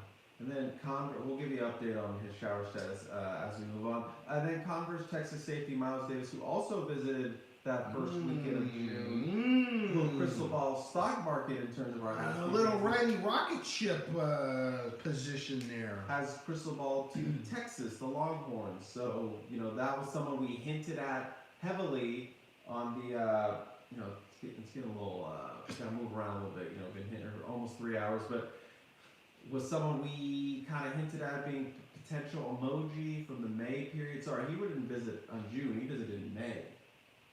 What are you talking about? Miles Davis. Yeah, he was part of the Edric Houston Midlothian group that hit campus and got that crystal ball. After that, might have been an emoji guy, maybe. I don't know. I heard that. What? Emoji Gate 2023. But again, more emphasis on the emojis and silent verbals and not getting too caught up in that stuff. These kids aren't going to go public right away with it. It don't mean a whole lot. And so, we talked about Texas still having that official visit and him still wanting to see Texas. And so he wasn't ready to shut it down. And now it seems like Texas is back in the mix and he's going to go and make that move to Texas. And so, yeah, the safety position at USC has been wild. Jarvis Boatwright coming out of nowhere, out of Clearwater, the honey hole of Clearwater, Florida, for USC. An interesting pickup for USC, coming off an ACL surgery. A guy that we just haven't seen a whole lot of, but did play really well early in his career, and that's why he was able to be a 4-star despite not playing much last year. And kind of trying to see what happens with Peyton Woodard. How's that going to play out? He had a really good visit with USC, a great talk with him. He discussed a little bit his experience on campus. He didn't have breakfast with Troy Polamalu and how far back he goes of being a Troy Polamalu fan. We had a write-up on that a week or two ago. You can check that out on the site. Just go to his profile if you missed that one. But the safety position has been evolving and been kind of interesting. A lot of people, as I said before, I think penciled in Jason Mitchell to be one of the guys that was going to be a part of the safety class. And, there's been some other guys that have popped up. With Miles Davis, it's interesting because I think we got a question a couple weeks ago, which was, I don't know, it was just one of those things like, you guys are not critical enough of the recruits that USC's in on and has a chance at. You're only critical of the guys that USC loses out on, right? It paraphrased the question, which I don't agree, and I kind of underline Miles Davis as being one of those guys, as, watching the film and going, okay, do you need to go to Converse, Texas to find Miles Davis? I don't think so. There wasn't anything there that popped off at the tape. And that was when we thought USC was, going to get him, and he was basically a silent verbal for USC. And so that's one that's like, okay, it comes and goes. There are some other players that are in the mix there at the safety position. And, we'll see how it all comes together. If indeed they're able to reel in Peyton Woodard. I know Chris and I we have different sources on this that have told us almost the exact same thing. USC just has to keep recruiting Peyton Woodard. It doesn't matter what he does now, spring, blah, blah, blah. It just, by the end of the year, just keep recruiting him and they'll have a good shot at him. And I believe that to be true. Now, is that what USC does? Do they want to do that? Do they want to say, no way, we're going to have more safeties committed by the end of summer? I don't know. I can't predict that. But if they want to stay in it with Peyton Woodard, they just got to keep that conversation, keep their foot in the door. And there are people that feel like he will eventually be a Trojan. Yeah, so we'll see how that plays out, and that's something, the long game in recruiting, because what's going to happen with Georgia? Peyton Woodard could be loyal to Georgia, but will Georgia be loyal to him? So Georgia's already got a few safeties committed, so yeah, you could make the argument that loyalty-wise, there are already sort of question marks there. And a lot of people that feel like Ohio State's actually maybe the school to beat right now for him. And so again, it's just a matter of consistency and being involved in his recruitment. And if USC is able to improve, this year, and there's momentum there, people I talk to say, hey, it's going to be hard for Peyton Woodard to walk away from that, to turn his back on that. And kind of our final 2 points before we move into kind of the listener portion of the podcast.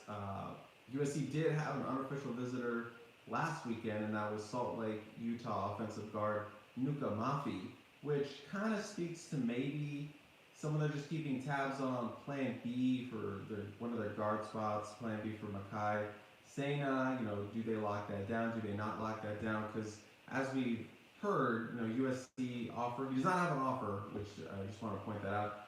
USC offer would be a pretty big one for him, and maybe he would jump on it as quick as he can. So USC kind of keeping Nuka in the picture, kind of keeping him warm, trying to see what's going to happen with the rest of their offensive line class. Can they close on some other guys? Maybe they circle back to him. But just getting him on campus and showing, hey, we are interested, but we want to see if anyone's going to get on the rocket ship at this point. And that whole theory or theme of Plan Bs kind of fits into this final official visit weekend, as we discussed earlier in the show. That was kind of the Plan B, kind of the catch-all official visit weekend. You had Elijah Brown on there. I'm not going to take that visit. Justin Taunau, he was going to go visit that weekend. He's committed to Stanford. So a lot of these visits have fallen through. And another one that just hit kind of recently, before we even started this podcast, is 3-star Bellflower St. John Bosco linebacker Jordan Lockhart, who had set up his schedule so that 23rd would be his final official visit to USC. And he tweeted out shortly, 3 hours ago, that he was going to be committing tomorrow after his Texas A&M visit, and which I believe he originally had June 30th. Yes, he originally had June 30th. Planned to still take that USC official visit on 23rd, but obviously things have changed, and he's committing tomorrow, and that doesn't bode well for USC to commit before you take the visit. So another one that has looked like it has fallen through for USC in the 23rd. So what I'm saying is it's going to be a very lonely 23rd visit weekend. Yeah, and we have to, I guess, probably should check in with David Pale, the Lansville, Pennsylvania defensive tackle, who kind of seemed like he was going to end up going to Michigan, and the official visit to USC didn't think it was going to happen, and then it sort of manifested a couple of weeks ago. Yeah, it felt like they circled back on him as kind of a Plan B option, because he was supposed to take an unofficial visit after his offer. When they offered him, it was a big visit. He was really excited about it. His whole family is like USC fans. He's all the way in Pennsylvania, so he was big on it, but never took the visit. And then schedules an official visit after unofficially visiting USC for the first time 2 weeks ago. Yeah. So it feels like Sean Nua kind of circled back, went back at him and said, hey, we'd love to have you out here, took the visit, and then set up an official visit. Now it's the top three, Michigan, Penn State, and the Trojans. Trojans scheduled to get that visit this weekend. 6'2", 308-pound defensive lineman out of Lansville, Pennsylvania. So there's a chance he's the only visitor this weekend. So him and Sean Nua are gonna have a lot of time together. Definitely, and some reading between the lines with the Nuku Mafi unofficial visit during the Golden Hour official visit weekend. Does that mean he can't participate? No, you can't. He was on the dock, just like watching them, just like waiting, like the Squidward. It's odd. It's a little odd to have an unofficial visit when you have that many official visitors on campus. So yeah, it definitely raised some eyebrows. And again, maybe just some sort of backup plans, kind of, in the mix. Now, Mafi plays defensive tackle and offensive tackle, but he talked to both Sean Nua and he talked to Josh Henson. So that tells me he's being looked at as an offensive lineman. Now, Blair Angulo, who we like to just call Banglo affectionately, he's our guy. He's a Cilantro Boy. He's a Cilantro Boy. Blair Flair. Very public apology to him. On this podcast. So yeah, he's a friend of the pod. We've got to get him on one of these days. We do. We could get him out here. He'd probably come out with the wife. He's got a little boy now, though, and so I don't know if Ryan, if this is toddler-friendly casa. But nevertheless, really high on Mafi. Really likes him. And I said, Larry's only a 3-star, so you got to like him more. but he thinks he's a big time player, and probably offensive line projecting. So that again, you kind of read between the lines and look at Makai Siena and think, okay, maybe that's where they're kind of making sure that, okay, maybe if that doesn't work out, we have someone else. It's definitely an interesting dynamic. It's evolving because you also have to take into account that DeAndre Carter at one point was penciled in at one of those guard spots. So we're going to see, how everything sort of plays out with the aggressiveness. In some instances, it's obviously worked. In other instances, it hasn't. They were very aggressive with the Dylan Raiola recruitment and kind of shut it down from everybody else. And they've been aggressive in trying to push to get certain commitments done sooner rather than later this summer. And we'll see, if it all works out for them. So very interesting to watch that whole dynamic there with the interior offensive line. Really looks like that other guard spot USC's looking to fill. And I think more interesting than necessarily the safety spot with Miles, because I think you do have some other options there at safety. Gallegos was a guy that I didn't mention, is obviously kind of projected to end up at USC. But we're gonna have to see what happens with David Pale and see if he makes it to campus. Michigan was the projected leader coming in to the visit, and with Lockhart, it kind of feels like it's going Texas A&M's way right now. Have not really gotten any confirmation right now as to whether there's let's just say it looks like it's Texas A&M right now. But nevertheless, behind him, or I should say ahead of him, really more accurately, Kingston Valeomu Asa. Obviously that's one of those inside linebacker spots.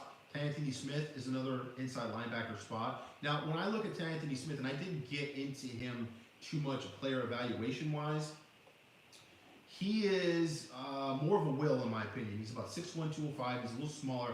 He's fast. He is very instinctual, has great eyes, takes very good angles, never looks like he's panicking in terms of his angles with his pursuit. He very much allows plays to develop and attacks, or he attacks and he's in the play before the play can develop. And so I like the patience that he has as a linebacker. He's got some film that kind of pops a little bit. Not necessarily a guy that you would look at as a Mike linebacker right out of the gates. He's got to put on a little more weight, but certainly if you're talking about getting more athletic on the inside, that's a guy that's going to get you more athletic ASAP. And he actually said they're specifically recruiting him for the will linebackers. Okay, yeah. My bad. I didn't read Chris's great article that you got to check out. I didn't. Shout out to Jordan Scruggs, who actually got that interview for us. So it's kind of a two-man operation there. But yeah.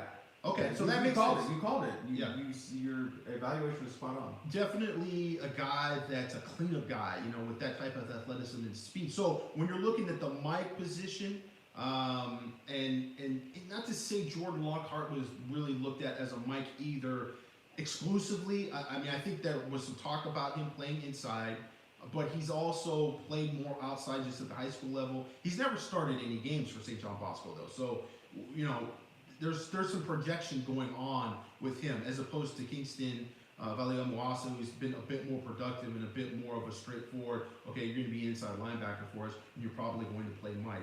So, and people have mentioned Salem, Virginia, 4-star linebacker Chris Cole as well, another guy that's kind of risen up the rankings. Long, gangly, he's got 6'3", 210. He took an unofficial visit to USC. And I think, I don't know if that was USC trying to feel him out and figure out how much they wanted him or vice versa. He says he's going to come back at some point during the season, and we'll see if that comes to fruition. He does take quite a few official visits during the summer. I think he's got Miami this weekend. I believe his father played for Miami. And so there's some lineage there. It wouldn't shock me if USC didn't end up getting one of those official visits, or at least he didn't commit. He may still get an official visit, but he didn't commit before the end of the summer. We'll see how that shakes out. But certainly, with Kingston, USC's put a lot on that. He just got done with the Notre Dame visit. Ohio State is the big visit this weekend, I think, for him. Is Kingston visiting this weekend, Ohio State? Yes. Yeah. And this is usually annually been the big visit weekend for Ohio State. But it's interesting because you see guys come off the board, and there's always that debate. You should have the last visit weekend. That should be your big visit weekend, right? But I mean, again, with all these kids taking unofficial visits, it seems like there's guys that are just ready to get it done. And if you wait for the 23rd or the 24th, which is the last week of June, to take those visits, there just might be guys off the board that you thought you were going to have a chance at. So, I mean, you can argue either way. I think that you should be trying to push for the last visit, or maybe you should have an earlier visit. But again, this is kind of looking like the last weekend for USC recruiting is really that Golden Hour weekend. Yeah, that was obviously their big shot. They did all the fancy, paid all their fancy vendors, put the down payment on the yacht for the rental. They put all that into this Golden Hour, and maybe David Pele will have a very nice time. It'll be very intimate. I mean, listen, Peyton Woodyard and Kingston Valimu Asa did not get a yacht, but they got Troy Polamalu, and they got like some one-on-one time with him and a lot of one-on-one time with the coaches. And there's a lot of different arguments to be made for strategy. You could argue, forget the yacht, forget I don't want to forget Nobu. I always pronounce that wrong. Ryan looks at me with disgust. Culture producer Ryan is like, oh Yeah. oh.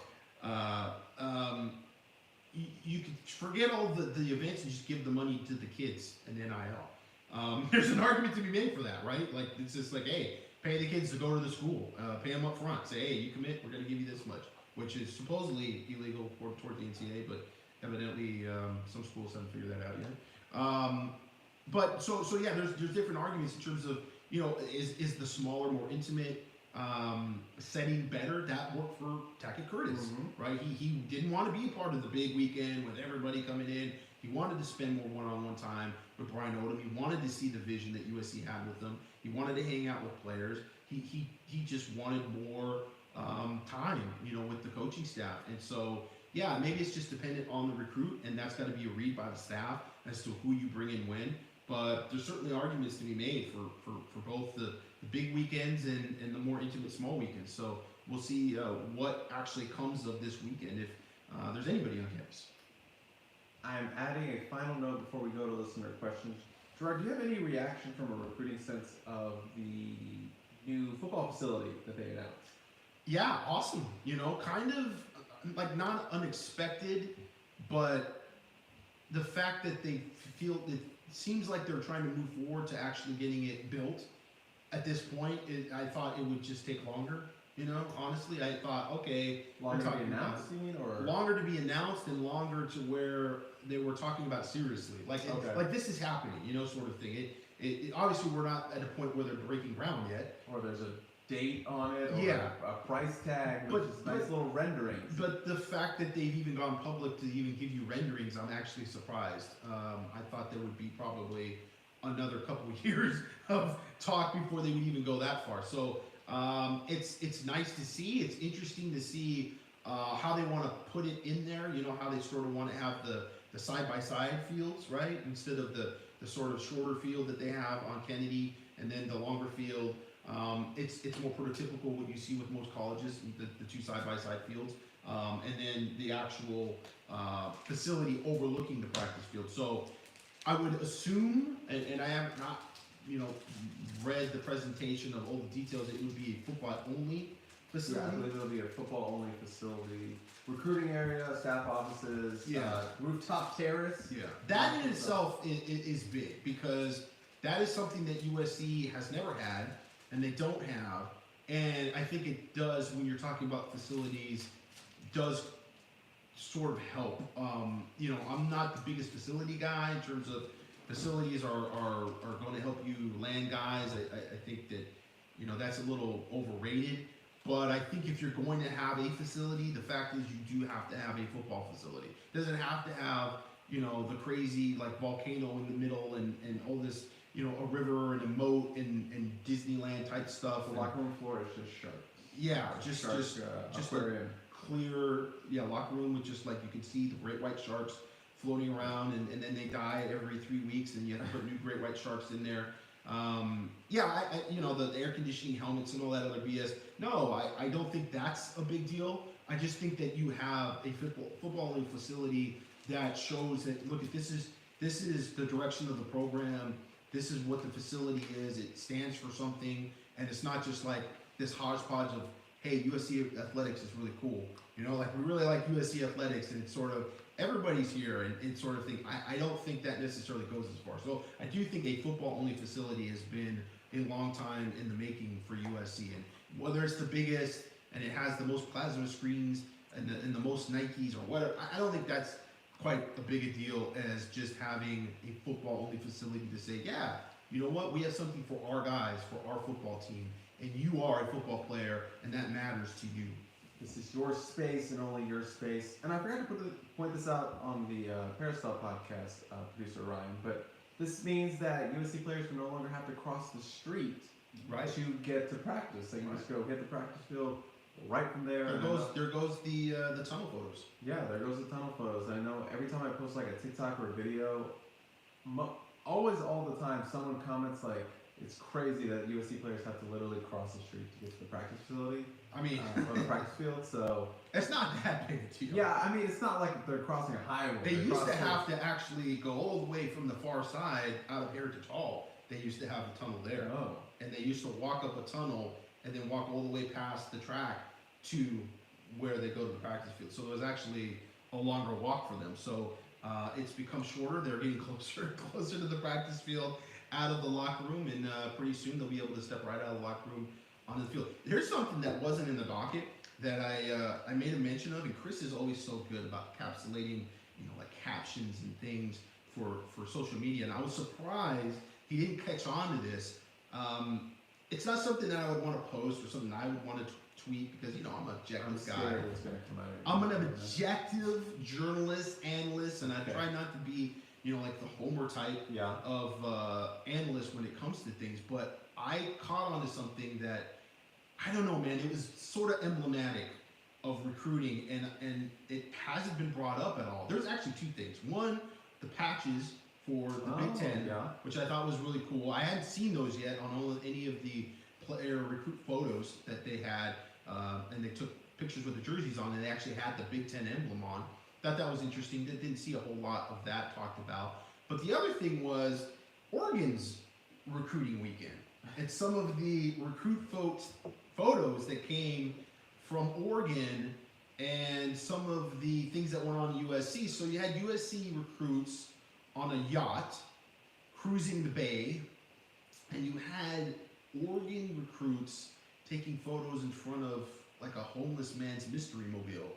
I don't know if many people caught that. I thought that was a VW bug. Yeah. Sure, if you want to call it homeless man's mystery mobile from Scooby-Doo. Yeah, it was quite a contrast of resources, culture. I thought that culturally that was just interesting. It was just, USC was definitely flexing the USC-ness and LA-ness of it all with their Golden Hour, as they should, because that's something that they will always have for them is location, and the fact that Southern California is a place where a lot of people live and want to be. So yeah, that was definitely a noticeable thing on Twitter.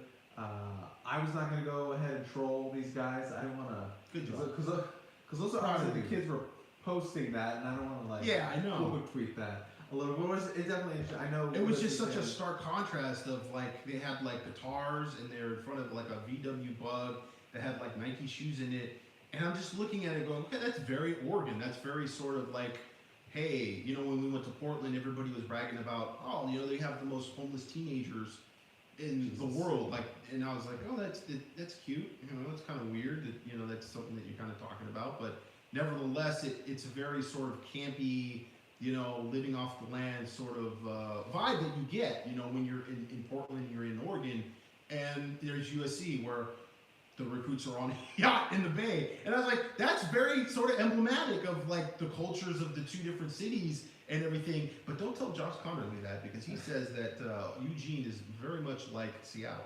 Oh, okay. Well, so he's from the area, so he can make those judgments on its own. We do have another donation from Moneybags Manford. who I'm assuming the new facility will be named after in some capacity. But he gave $10.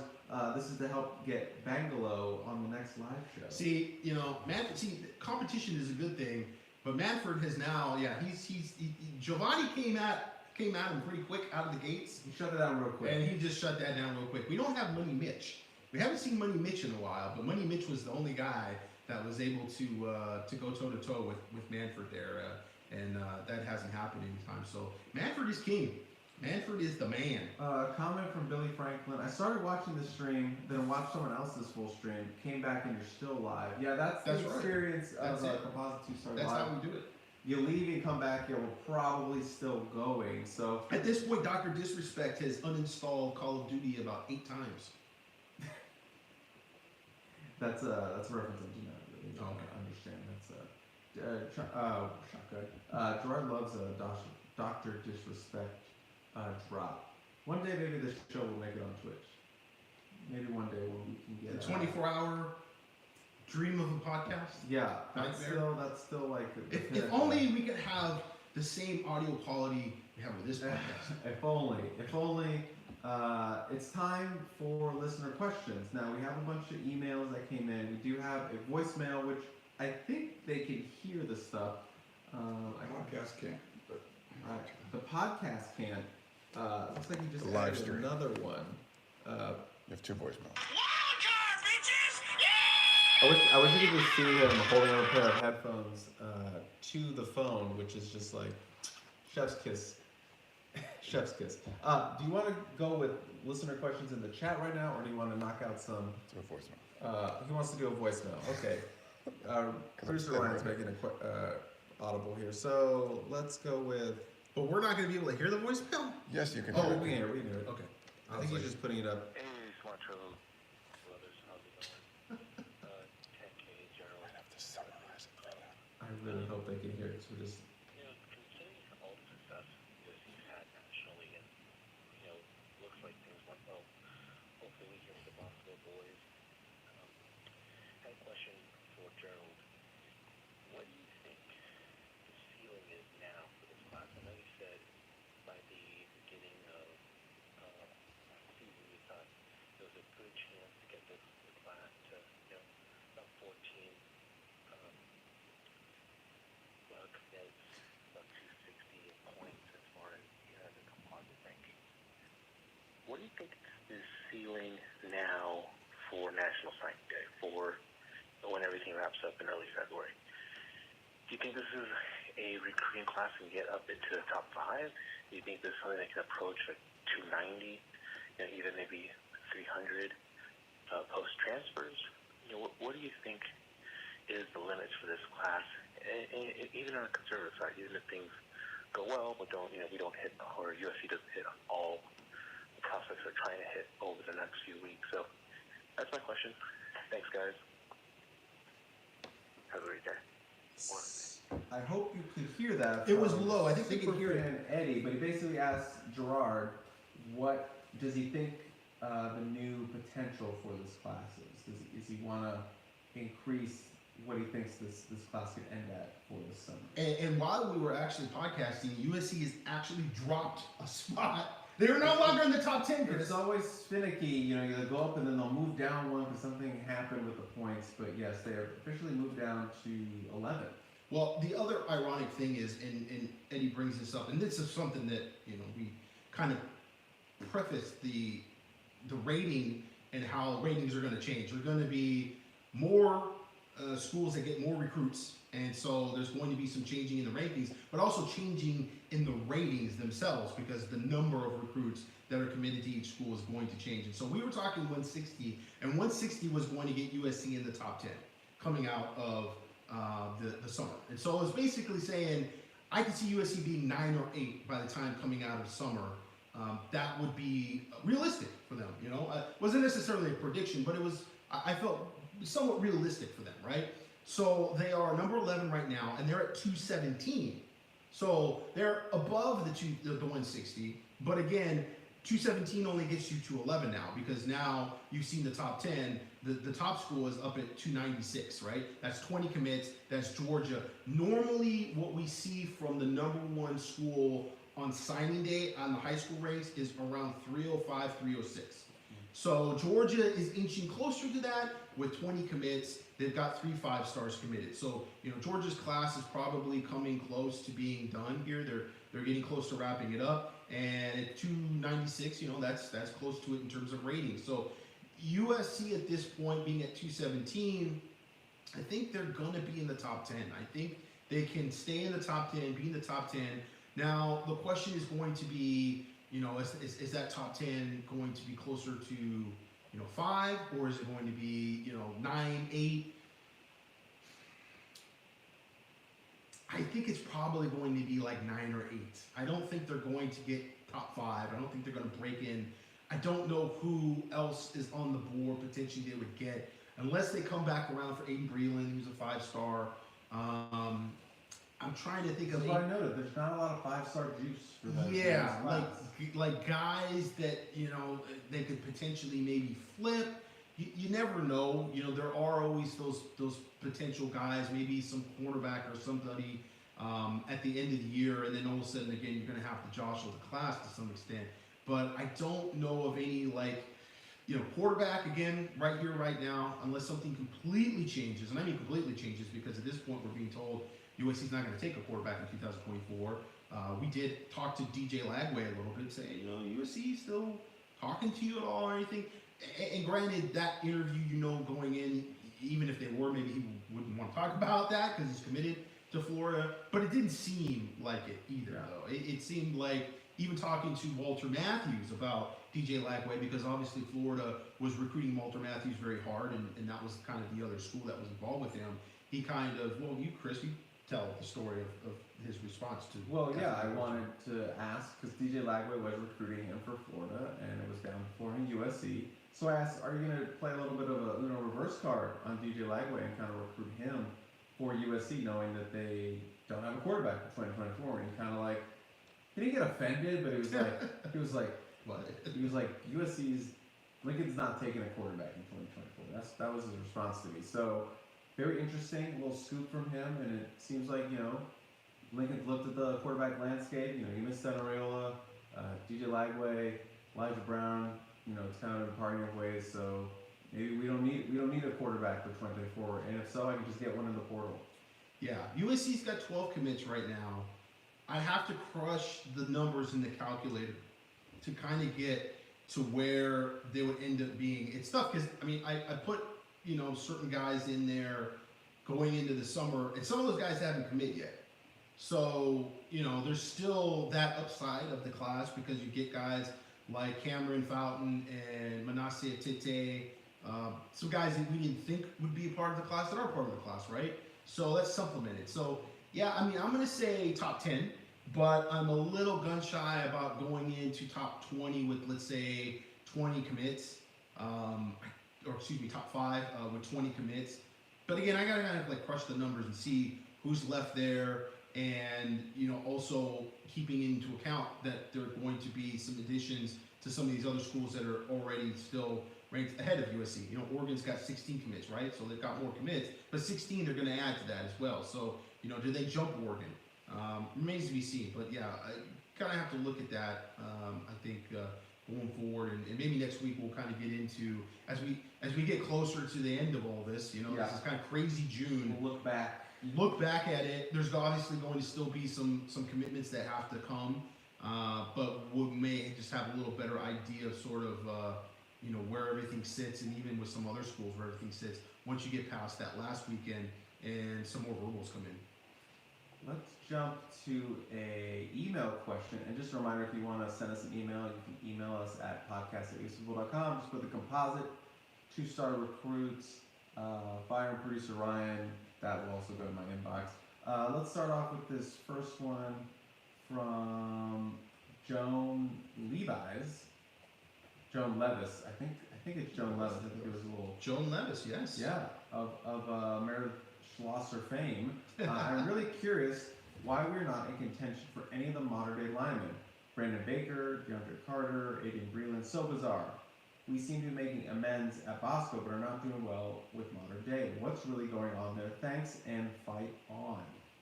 This is a very popular question yes. in the chat all day is like, why are we going after Aiden Breland? What's up with Brandon Baker? What happened to DeAndre Carter? A lot of it's about Breland though, because local 5-star defensive lineman right in your backyard. Yeah, that's something USC fans are really interested in. Another guy that, okay, so, well, I guess I can't question the 5-star because USC's not really involved with them too much, so that would be looking like sour grapes. So we won't go down that road, but 5-star, there's a great. That kind of sums it up. Yeah. Well, we're just looking at the screenshot that the second Ryan is taking. He always does a good job of making me look like a moron. Which is why we do fake ones on the Peristyle podcast. Yeah, these days, Chris basically protested, said, I'm tired of looking weird and awkward in the thumbnail. If I'm going to look weird and awkward, it's going to be on my terms. On purpose. But nevertheless, back to the topic at hand. So all different situations, Brandon Baker, NIL. And that's all I'm going to say about that. But it's an NIL situation. With DeAndre Carter, not on the same timeline, commitment-wise, as USC. And USC wants to get things done now. They've got guys they like, and they're going to take those guys. And DeAndre Carter has decided to move on and look at other schools. And Aiden Breland, I don't know, man. I really, that one, I don't really know 100%. I think he's got people pushing him in different directions. I will say, though, that it would definitely not surprise me if he ends up still officially visiting USC, let's say, for the UCLA game. It still ends up on campus. I've heard that, he's going to make a commitment during the summer, but it's not going to be over, really. There's still going to be teams that recruit him, and he's still more than likely going to entertain interest post-commitment. So that thing is not going to be done in the near future. So there's still potential there. Can the door open up again for DeAndre Carter? Maybe. I'm not 100% sure, but different situations, not really a sort of modern-day thing. Whereas it felt like USC couldn't get any traction at Bosco. It's not necessarily true in modern day. It's very strange though, because with modern day, even with some of the underclassmen, during the spring, I would say it was like late March, early April. There was such a good vibe at modern day. I mean, we were hearing they made a move with Xavier Brown. They were back at least within striking range of Xavier Brown, and that was before he decided to visit USC officially. There was some question like, is he going to actually visit USC officially?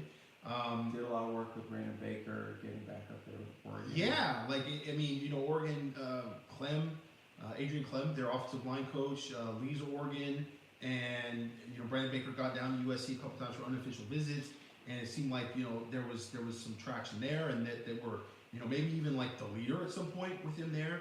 DeAndre Carter, longtime favorite of ending up at USC.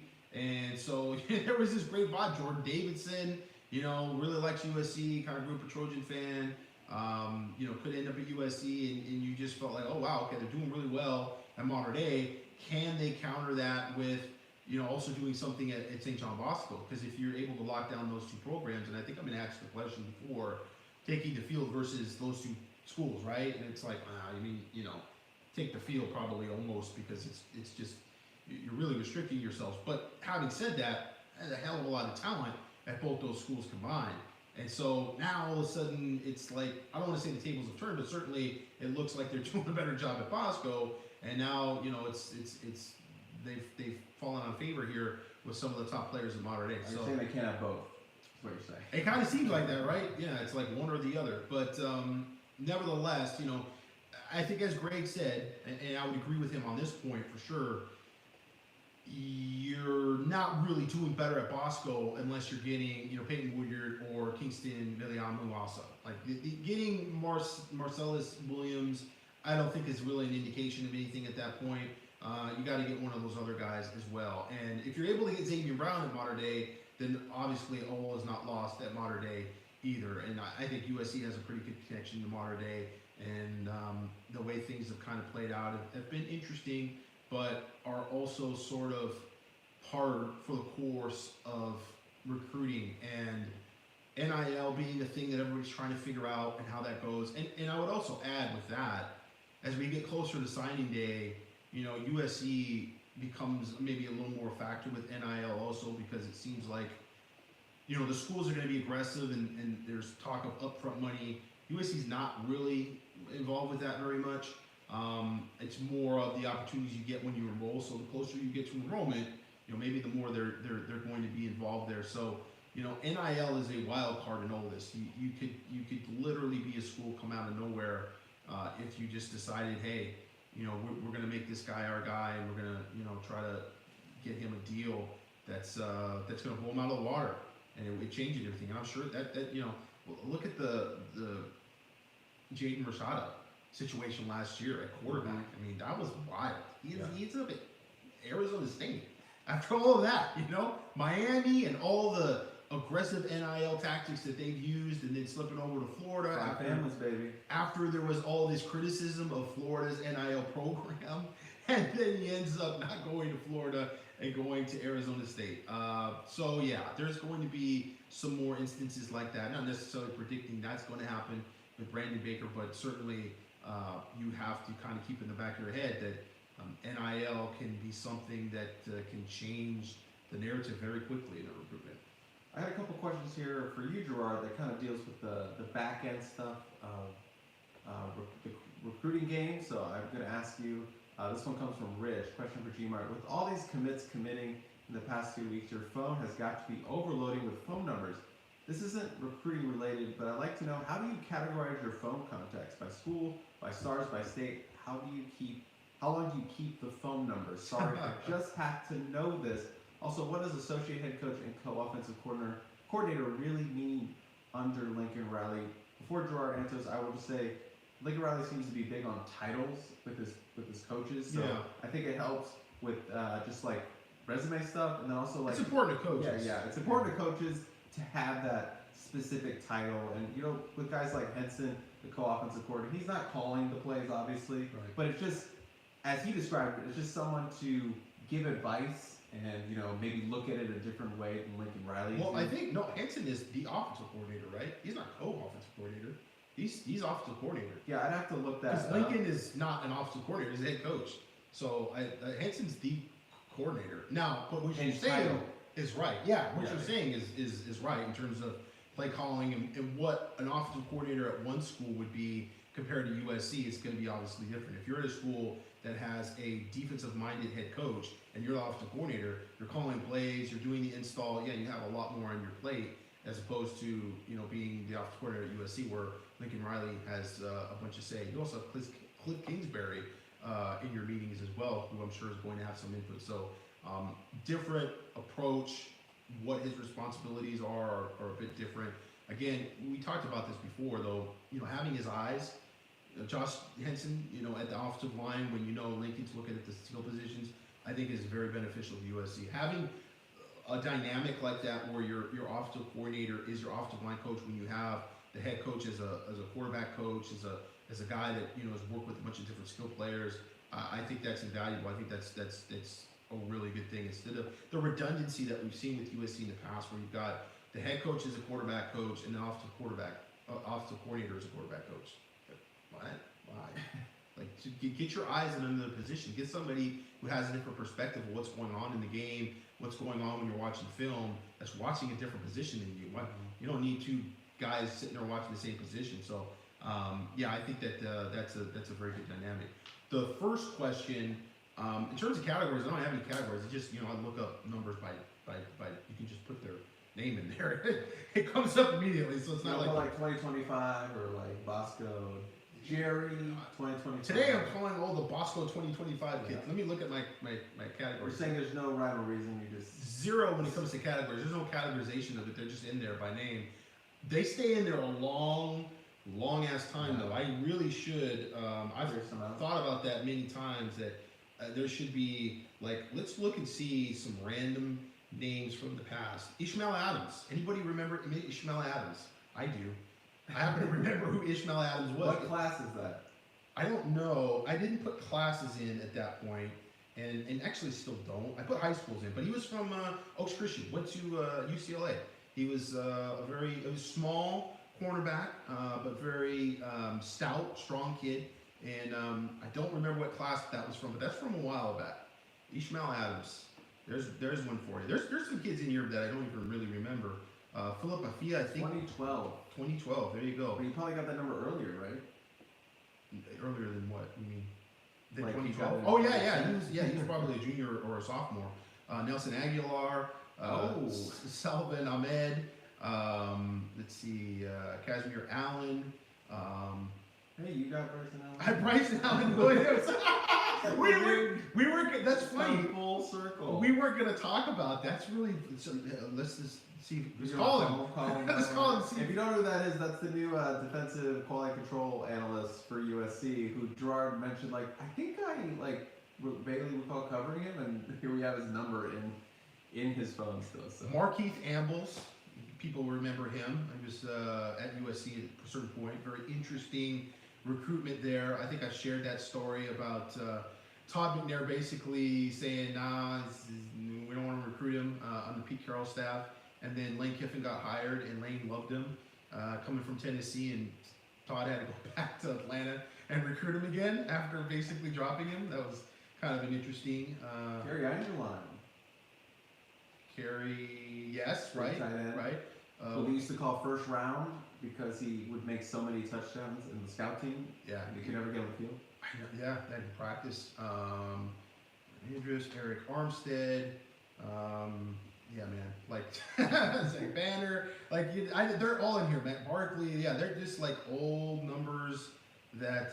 Although while they basically Kenny Bigelow, Elijah Blades, that's a name. Elijah Blade, That's yeah. from my era when I first started. Yeah, Bubba Bolden. Right. A lot of people would kill to have your the numbers. The numbers? Here. All the Gary Bryants. Yeah, we could go. We're in the seas, man. we could go on forever. Brandon Campbell, all kinds of guys. So yeah, they just stay in there. For what you never know, man. Hey, portal. And this kind of continues a similar question from Matt W. Question for Gerard on building a relationship with new recruits. What's your sales pitch for making contact with a high school recruit and their parents for the first time? Is there a feeling out process where you have to gain their trust, or do they already have an understanding of the role you play in recruiting? Do you ever ask for anything in return for chatting and providing you with info? I imagine the players, being teenagers, are eager to talk with you, but parents might be a little bit weary. How do you overcome this potential obstacle to do your job, especially if it's local recruits that USC is heavily involved with? Many thanks, Matt W. I actually find that the parents... What a great question, though. Yeah, what a great question. I also found that a lot of the parents are very eager to talk with us and talk to reporters. Yes, I mean, yeah, in certain situations, Sure. yes. In terms of relationship building, it depends on how early on in the process it is. I've met just this past spring and summer parents that have kids that are recruits in the 2027 class. They're not even in high school yet, right? So, at that point, I don't really want to talk to your son in the context of recruiting or anything, because I don't want to add to the hype machine that is already started at that point, and I just don't think it's beneficial to the kids.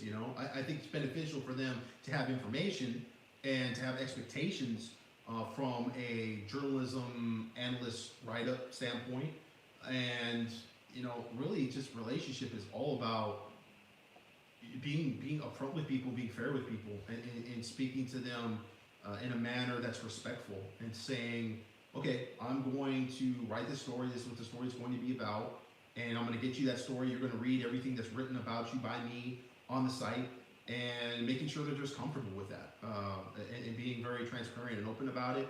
And it's just, it's actions speak louder than words, and they see, what you're about, and you're not about gotcha quotes or trying to make drama. I think, what was it, last week we talked about Peyton Woodyard, and I was DMing with him, and I had a typo in there. I was just saying, hey, I don't want to create any drama for your recruitment, doing a USC review of the visit, and instead of saying I don't want to stir up anything with Georgia fans, I accidentally didn't put not.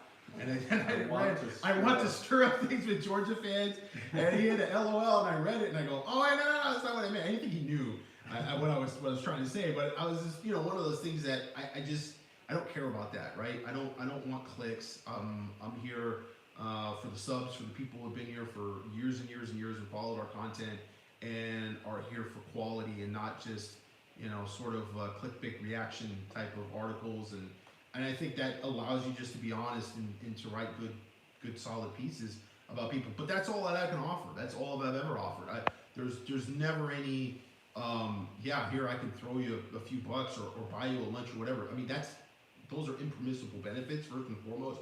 I know with the NIL era, maybe there's more gray lines there than there ever have been. But I don't really have anything to offer other than just an honest, article that reflects a prospect's feelings or parents' feelings on the process, on USC, and being able to articulate that and get that out in a way that, again, it puts them in a positive light. So at this point in time in a high school football recruit's career, whether it be their sophomore year, junior year, or senior year, what I say when it comes to NIL and all this other stuff, because you do have some kids that are asking for money for interviews, for podcasts, and so it's happened already several times this year. And I understand they're trying to feel it out, like, okay, who's going to give me what for what? My time is valuable now, and people say that for my name, my image, and my likeness, I should be paid for something. And I don't disagree with that, but you do have to build your brand at some point.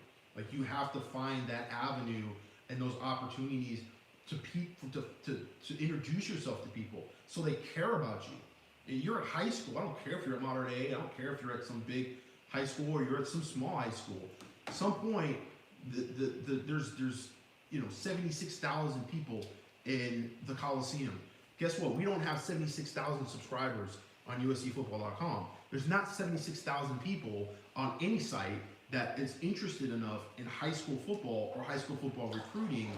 It's a much smaller group, but that group is where you have to start.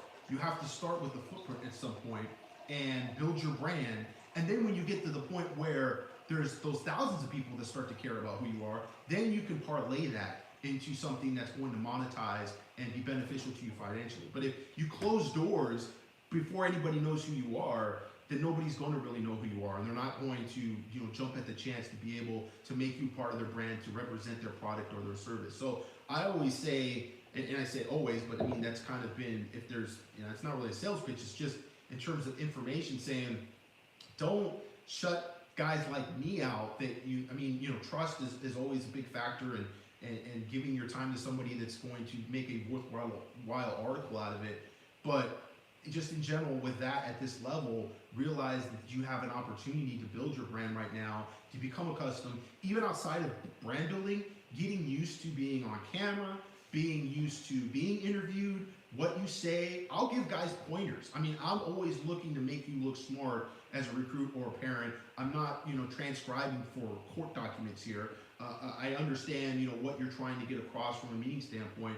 I don't want to make you look bad. I don't want to make anybody look bad. I certainly don't want to make a future Trojan look bad for the fan base. So if there's anything that I can say, when we talked about this, maybe how you want to articulate it is this, or give them pointers from a media standpoint, from my perspective, to help them with that process. So using this process in high school to be able to build your brand, but also get accustomed to the media, get accustomed to doing interviews. Ryan did a great interview with Xavier Jordan, where Xavier got a chance, probably one of the first times he's been on camera with a mic in front of him, talking about the recruiting process, just having that sort of comfortable conversation. That kind of stuff, people see that and they go, you know what, I like this kid. He's likable. He has a nice personality.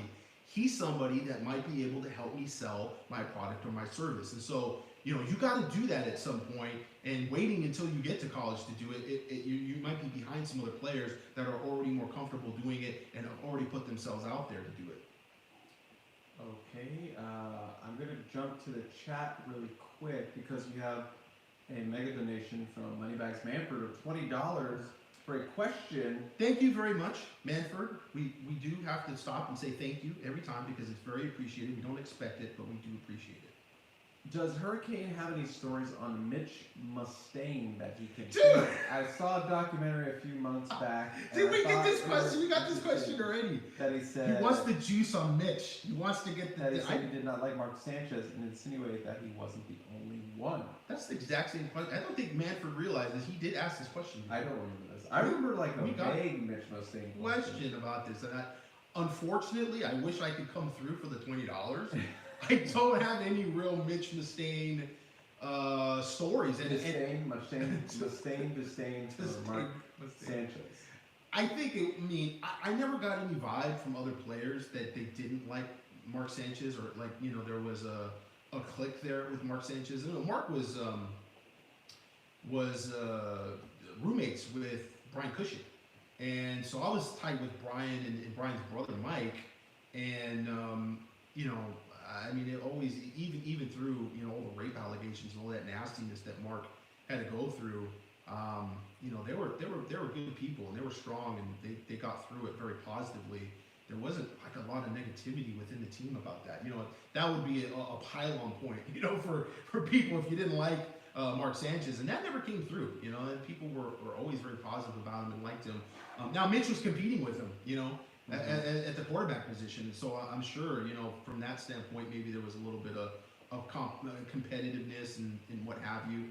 But no, I didn't have any real stories about Mitch Mustaine. That question came up before, and I think back when it came up before, I cited, Mitch was an interesting case because he came from that high school team that was coached by Gus Malzahn, which was this very interesting high school football team in Arkansas, where that's where his sort of Wildcat offense was created, was with that high school team.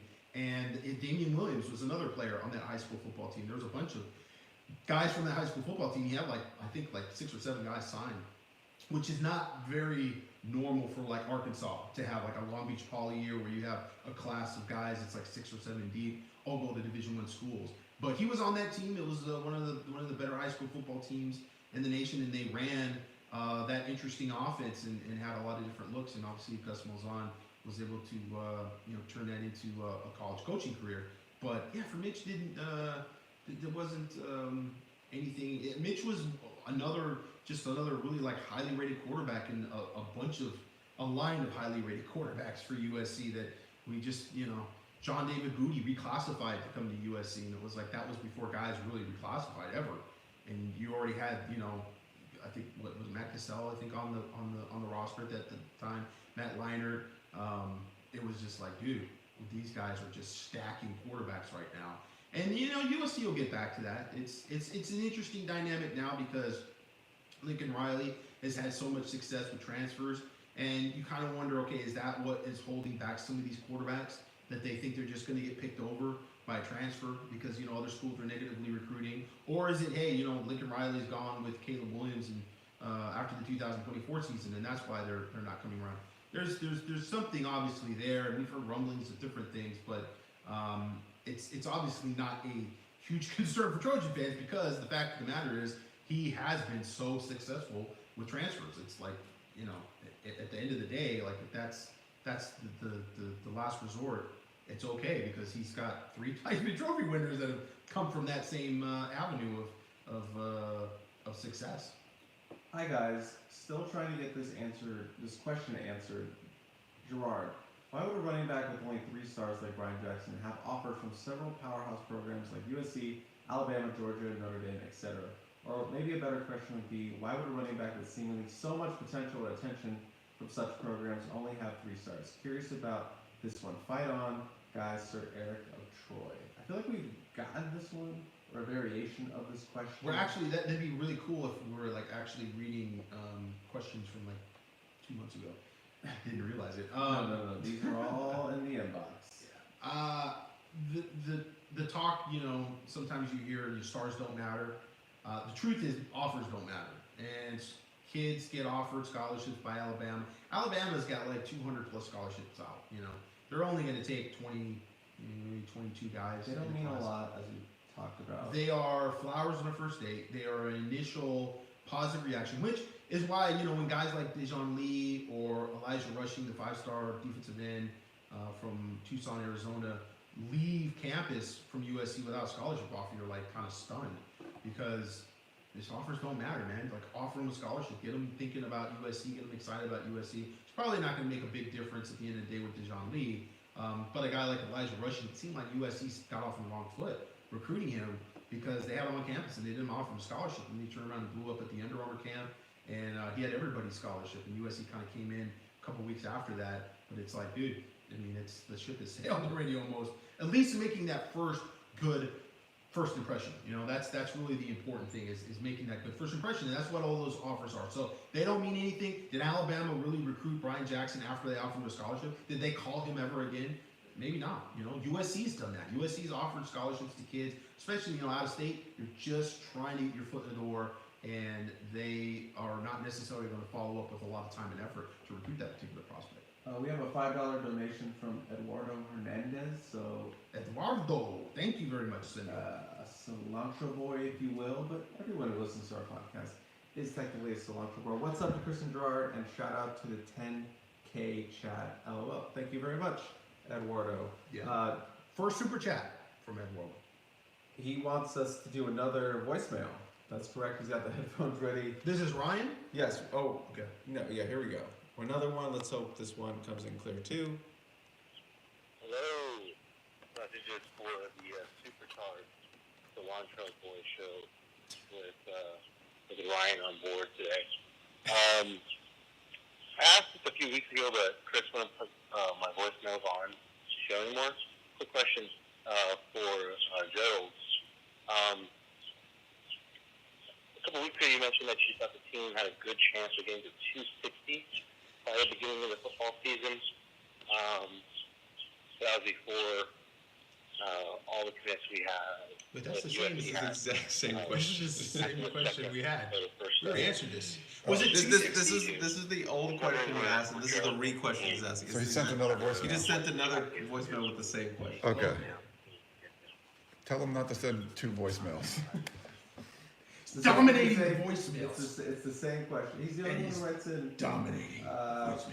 I guess he got us back though, because we didn't answer his question, and now he made us look foolish. So, congrats to Okay, you, Eddie. wait. You got us. Okay, so but he brought up something. Okay, so Something new? he said 260 was the projection. It wasn't 260. It was though. 260. You had 260 on the thing. Really? Yeah. Because 260 would right now they would be number 2 nationally with a rating of 260. Look, man, you had 260 on the thing. I remember it. I'm pretty sure Let's say in the middle. Let's say it's that wouldn't make sense though if it was 260 then. Maybe it was Because the Michigan is just 260 now with 22 commits. That doesn't make sense. I think it was 160. I'd have to look up the chart. We gotta go back to the history of it. It was top 10. But anyways, we answered that question. I think we hit on the question in terms of, you know, what it's basically the same question that we got at the opening with Giovanni asking us, what is the class going to look like? Yeah. Right. You know, what's the ceiling for the class? It's top 10 for sure. Do they have the juice for, you know, having a 5-star somewhere in here to get into the top 5? Because it's going to be tough, not impossible to be in the top 5 without a 5-star. And I just don't know where that guy's going to come from. I don't know if there's going to be a, you know, safety recruit maybe somewhere along the lines. Comes along maybe. There's some guys. There's some interesting things that could definitely happen. Some guys that are committed to other schools, which you could have coaching changes. So, you know, we'll see how that goes. But you don't have necessarily the franchise left tackle. That's a 5-star type guy. You don't have the 5-star interior guy, and you don't have the quarterback. You know, and those are usually things that can push you over in a particular class, which is a lot of reason why people thought that 2023 class was going to potentially be a generational type class, because they had already Malachi Nelson and Zach Branch, and they already had 5 stars, you know, like before the year even started, right? Coming out of 2021, you know, going into 2022, those guys were already committed. So that helps. That really definitely helps, you know, get you to those higher rankings. Yeah, we'll see. We'll see if something changes. But yeah, for sure, top 10, and then we felt like USC could do that with really like 12, 14 commits. It felt like USC would be top 10, and so they've hit on that. They've gotten some guys that we didn't think they were going to get. So yeah, the ceiling is a little bit higher. It could push up closer to the top 5. I just don't think they're going to be top 5 right now. This one comes from 1977 Trojan from San Juan Capistrano. Greetings and salutations to Chris and Gerard. How important is it for the 2024 recruiting class to get a quarterback? Our latest target, Elijah Brown, is training towards Stanford and UCLA. Thank you in advance for your answer and for the great work you do with your timely articles and the renowned two-star podcast Fight On. Thank you, 1977 We're Trojans. going back in time with these questions. We just mentioned how it is important from an optics standpoint in a class to have kind of that. A quarterback's typically your Pied Piper of the class, and you got to be that quote unquote leader. But as we mentioned with Walter Matthews in his comments, not Walter Matthau, that USC Lincoln Riley will not be going after a quarterback in the 2024 class. So is it that important? No, not really, because technically they could have still 3 quarterbacks on the roster, depending on what Miller Moss does. But even still, Lincoln Riley will have no trouble getting a quarterback out of the transfer portal if he wanted to. So in the long run, it's not really that big of a deal. I know it's scary not having a quarterback in the class because you want to stack and stack and stack. But if there's not someone Lincoln Riley wants to go and push for and pursue and put those resources and time into to recruit, then he's a pretty good judge of quarterback talent. So I think you would have to trust his judgment there that maybe he can get one down the line in the transfer portal. Yeah, I think if you get Dylan Raiola, his personality, being the number 1 quarterback in the nation, that's a sort of cornerstone recruit for a class. DJ Lagway, kind of. I think DJ is still coming into his own. I think he's tremendously talented and he would fit USC's offense tremendously well. But as a sort of go-getter, class wrangler, I don't know if he's that guy necessarily. What you have to look at is, would Elijah Brown be that guy? And I don't think so. Elijah's pretty quiet. He's a pretty unassuming kid. Certainly, it might help them to some extent at modern day. Having the quarterback that's winning all those games at your high school teammate going on to USC, and there being some type of lineage there.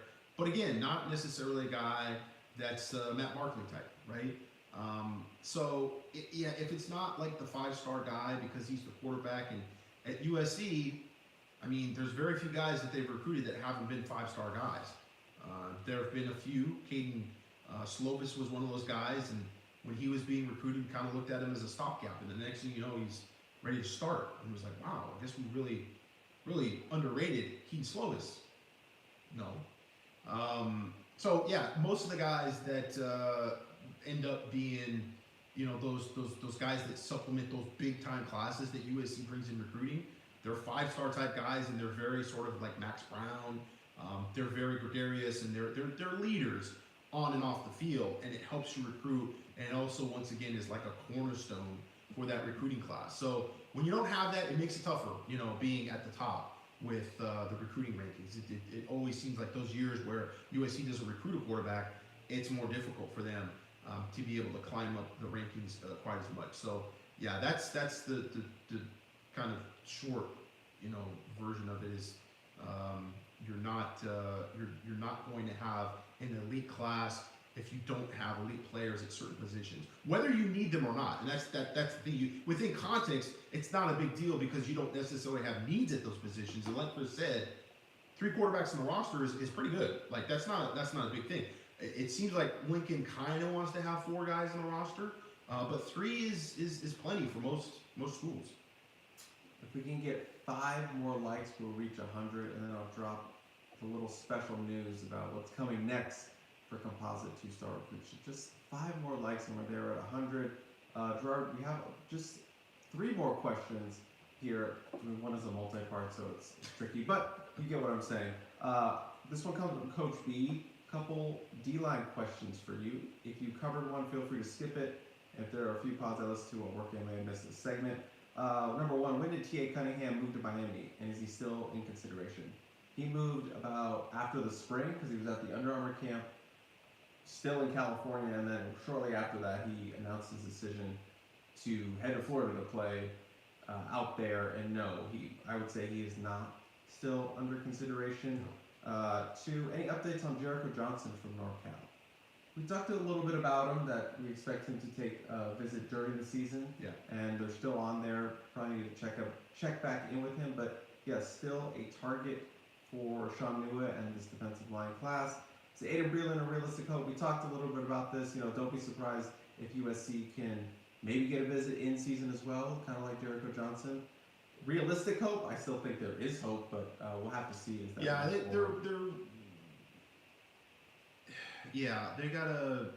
do some things with him.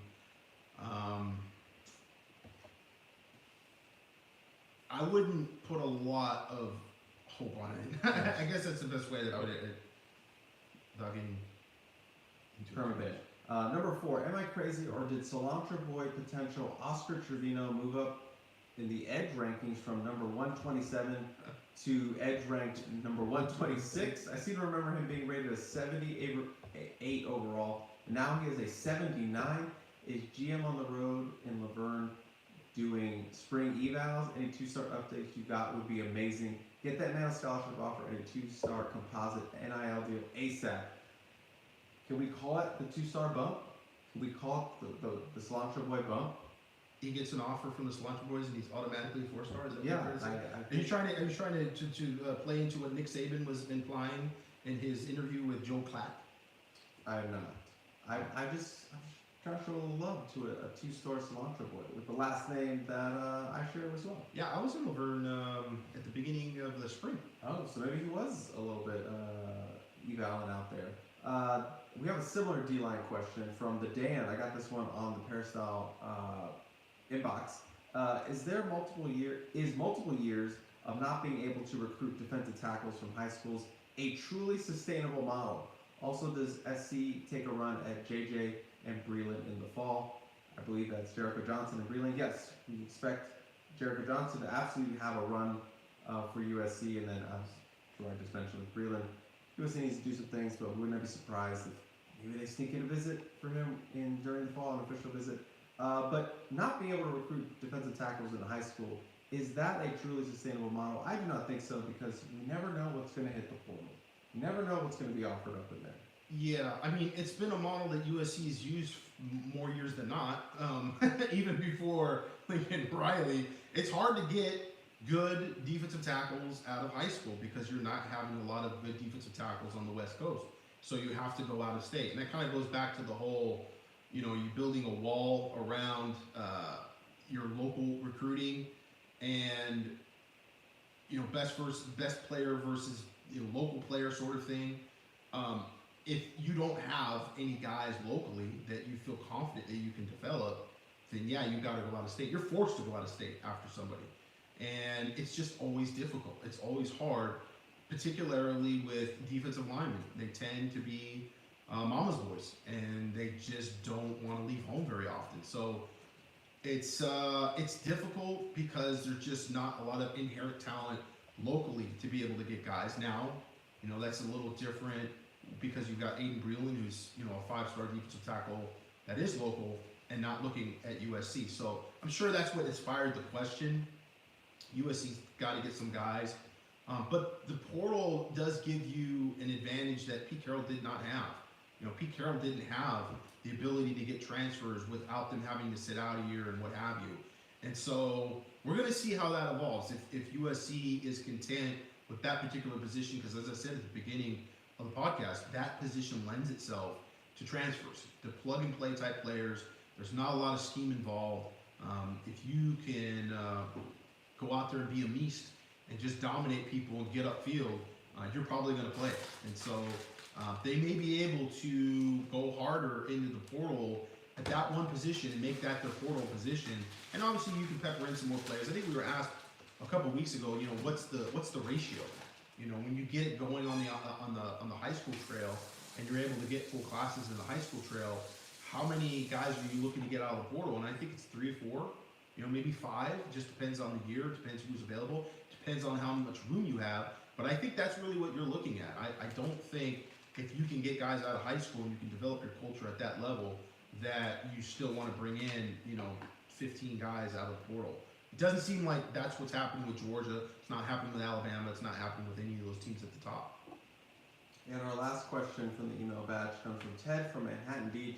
Hi guys, hoping today will be in the 3-hour mid-range podcast. I think we're well over that. Well, probably because of the technical difficulties that we had on the outset. I don't know how long have we been going? I think we're approaching 4 hours. You're both doing a great job. Noted that Kevin Hayward commit Wisconsin is visiting this weekend. Any smoke here? I think that's an outdated thing. Yeah, I don't think he's going to be visiting. Yeah, he's not going to be visiting. We should double check on that, but Right. probably not. Probably just didn't get updated in the database. Sometimes there's other riders that put those visits in there, and I got to check periodically to make sure. The new one that accurate. says cancel visit. Yeah. The new one that says cancel. They do have commits, and then they have a decommit list. Right. So that's always handy to see who actually decommitted from a school, which is interesting because a lot of people forget about that through the process. You forget. That guy was actually committed to USC for a while before he went somewhere else. Yeah. One player that I've not heard much about from the recent official visit, Darian Mayo. Any thoughts about him as a player? If as a player and potential to be a member of this class. Talked a little about Mayo. It seems like Clemson is the team. Clemson's trending, yeah. But we both like him as a guy who can kick inside, 6'7". Yeah, I mean, he's got this big frame. Haven't seen him in person or anything. An interesting project, and I think it's interesting just overall looking at this class. Even when you talk about the offensive line with a guy like Jason Zandamela, and then you have a Marcelles Williams. Those are both projects, and USC kind of stayed away from that, and stayed away from NIL and stayed away from a lot of things. In this class, they've been more aggressive, and they've certainly been more willing to take some waivers out on some kids. And so, with the offensive line, you got two guys that are very raw. They haven't played a whole lot of football relative to some of the other guys in the class. And so, I think that's something that's. It's just a little something to kind of keep an eye on, the evolution of them trying to, again, kind of build culture out of the high school football ranks as opposed to bringing in a bunch of mercenaries from other colleges. And the final question, lastly, a T47 analyst recently has put in a crystal ball for Marquise Lightfoot to Ohio State. Do you think we still have a legitimate contender for this recruit? Thanks, keep up the good work, and fight on. I'll be honest, I don't know. I was told, again, about... no, this was probably a couple weeks out from his official visit that USC was a long shot, But again, I was pretty much led to believe that USC was a long shot for Cameron Fountain, that USC was somewhat of a long shot for Marcelles Williams. Not as much, but still, a guy that looked like he was going to go to Florida State. And things changed in a hurry. So, the vibe is still Ohio State, and I haven't really gotten any indication that things have necessarily changed, but I haven't really gotten a lot of info one way or the other either. So, I don't want to necessarily say, yeah, sure, USC has no chance. I know originally it seemed like folks in that region felt like USC was a real long shot and that he was going elsewhere, but I don't know that it was always Ohio State. I felt like Michigan at some point was talking about a lot too, so... again, sometimes people make assumptions. Sometimes it's a regional thing. You see a kid take a bunch of unofficial visits to one school, and the assumption is that, he's going to go to that school. Jordan Lockhart, Jason Mitchell. There's those guys that have crystal balls and people saying that they're going to this school, that school. I mean, there was one point last year where we thought Jordan Lockhart and Peyton Woodyard might be flipping for USC. I mean, we got some decent information coming from Bosco saying, hey, you better watch this. Like, these dudes they're feeling it. They're feeling the turnaround, and they're excited, and they're surprised about it. But at the end of the day, that didn't happen, and you have to look at things outside of that sort of emotional prism, and again, this is kind of sort of with Taylor Tatum coming right off the Oklahoma visit. If there's some time away from that visit, then you sort of get a little more of an idea of what's fact from fiction. What's fact from, hey, just really enjoyed the visit and gave the baseball coaches good vibes, gave the football coaches good vibes. He had a good time, he's appreciative. You want to make sure that it's not just that, and it's actual, like, oh, yeah, this has changed what I'm looking for in school and what's important to me. And that wraps up listener questions. Maybe if there's some quick questions in the chat, we can rapid fire them. But the big announcement, because we did reach the likes, 109 likes, which thank you so much for for doing that, and all the people that stuck around despite the audio issues and all that. I appreciate it. We appreciate it. I just want to say the next evolution for season 2, we got the new image card for our podcast. Right, we've had that. We had the new intro, which I revealed the second week, and the next thing for season 2 is merch. I had 2 podcast designs made up. One of them is a very standard one. Another one is a little bit out there. So hopefully we have those up for sale soon. I'm still in the process of getting that done, but I have 2 designs. I went out, talked to someone who is a design specialist, and made those up for us. So I'm really excited. Gerard has not seen them, and he's probably going to be horrified when I show them off, but I'm very excited. So if you would love merch and you want to support this podcast by purchasing some merch, you can now do that. And a lot of people have told us that we are their favorite podcast, so I'm excited for them to be able to put us on their bodies. On the street. To show it on the street and put it out there and let them know that you're not a filthy casual because you went out and you bought a shirt or a hoodie from Composite Two-Star Recruits. So that proves it. So very excited about that. I'm not seeing any kind of questions come in. We do have one from Carter Monroe. How many safeties is USC taking? USC would take 3 safeties. At this point in time, they may only have 2 during the summer. Again, it depends on what happens with Peyton Woodyard, whether he kind of wants to make a decision. It's weird because he's committed to Georgia still, right? So he's already made a decision. He's talked about wanting to kind of end the process by the end of the summer, but again, if USC keeps recruiting him, at the end of the year we'll see. If he's looking to decommit from Georgia, if he's decommitted from Georgia and committed to Ohio State, whatever the heck happens with him. But I think with Miles Davis, that was always sort of okay. We're feeling the emojis floating around in our stomachs. But is it real? Is it real love, or is it just emoji love?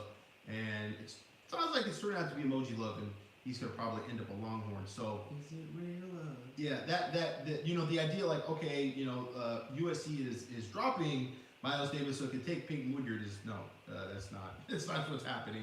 USC has a shot at Peyton Woodyard. I mean, I think they showed him an awful lot, and it would definitely help if they could reel in Kingston and Valiamuasa. That would help, I think, more so even than getting Marcelles Williams committed. I think that would have more sway over Peyton Woodyard. So we'll see how that shakes out. But you could also look at Sione Lalea as a potential, again, tweener, sort of corner, safety, those types of things.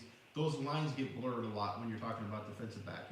There are the guys that are the pure corners, like Dakota Fields and Xavier Brown, but there's also, those guys that even in the past class, like Malachi Crawford, or when they were going after Warren Roberson or Braxton Myers, those type of players. I mean, Traquan Fegans to me is a bit of a tweener. I don't know that he's a pure corner.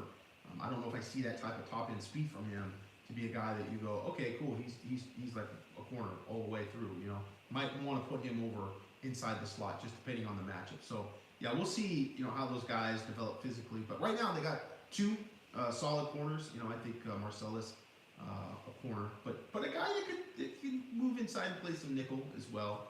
I don't know if I've ever thought about him as a safety prospect, like if he could be a safety prospect just from a physicality standpoint. I feel like he is not quite there with his brother from that standpoint. His brother, even at Sarah High School, was a dude that could form tackle people in open space pretty nicely. Wouldn't you agree?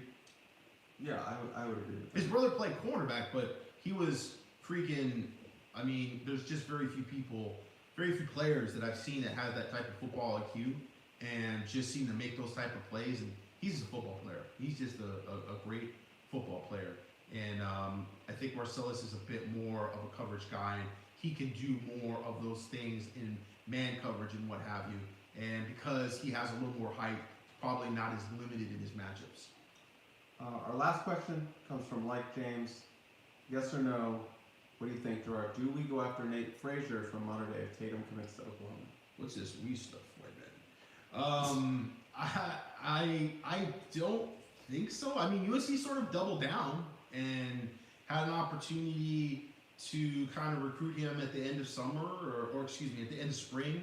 Come in, out of like the May evaluation process, which you see guys in person more, and they just weren't in contact with him. So, does something happen during the season where that changes, and all of a sudden it's like, yeah, we need to get involved with this guy? Does it even matter at that point? It might be a moot point at that point. He might have made his determination on schools, and I will say this: Nate Frazier grew up a USC fan.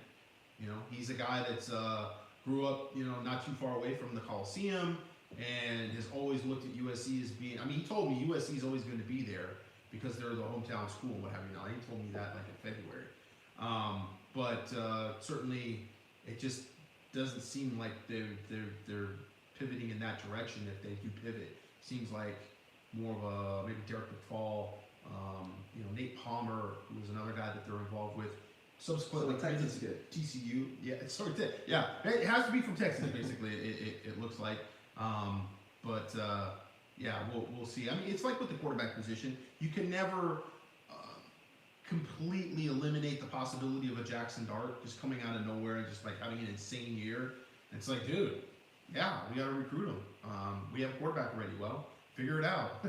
So it got figured out. They took Jackson Dart. So yeah, there's always that possibility that we're not taking the quarterback in 2024 class. Changes.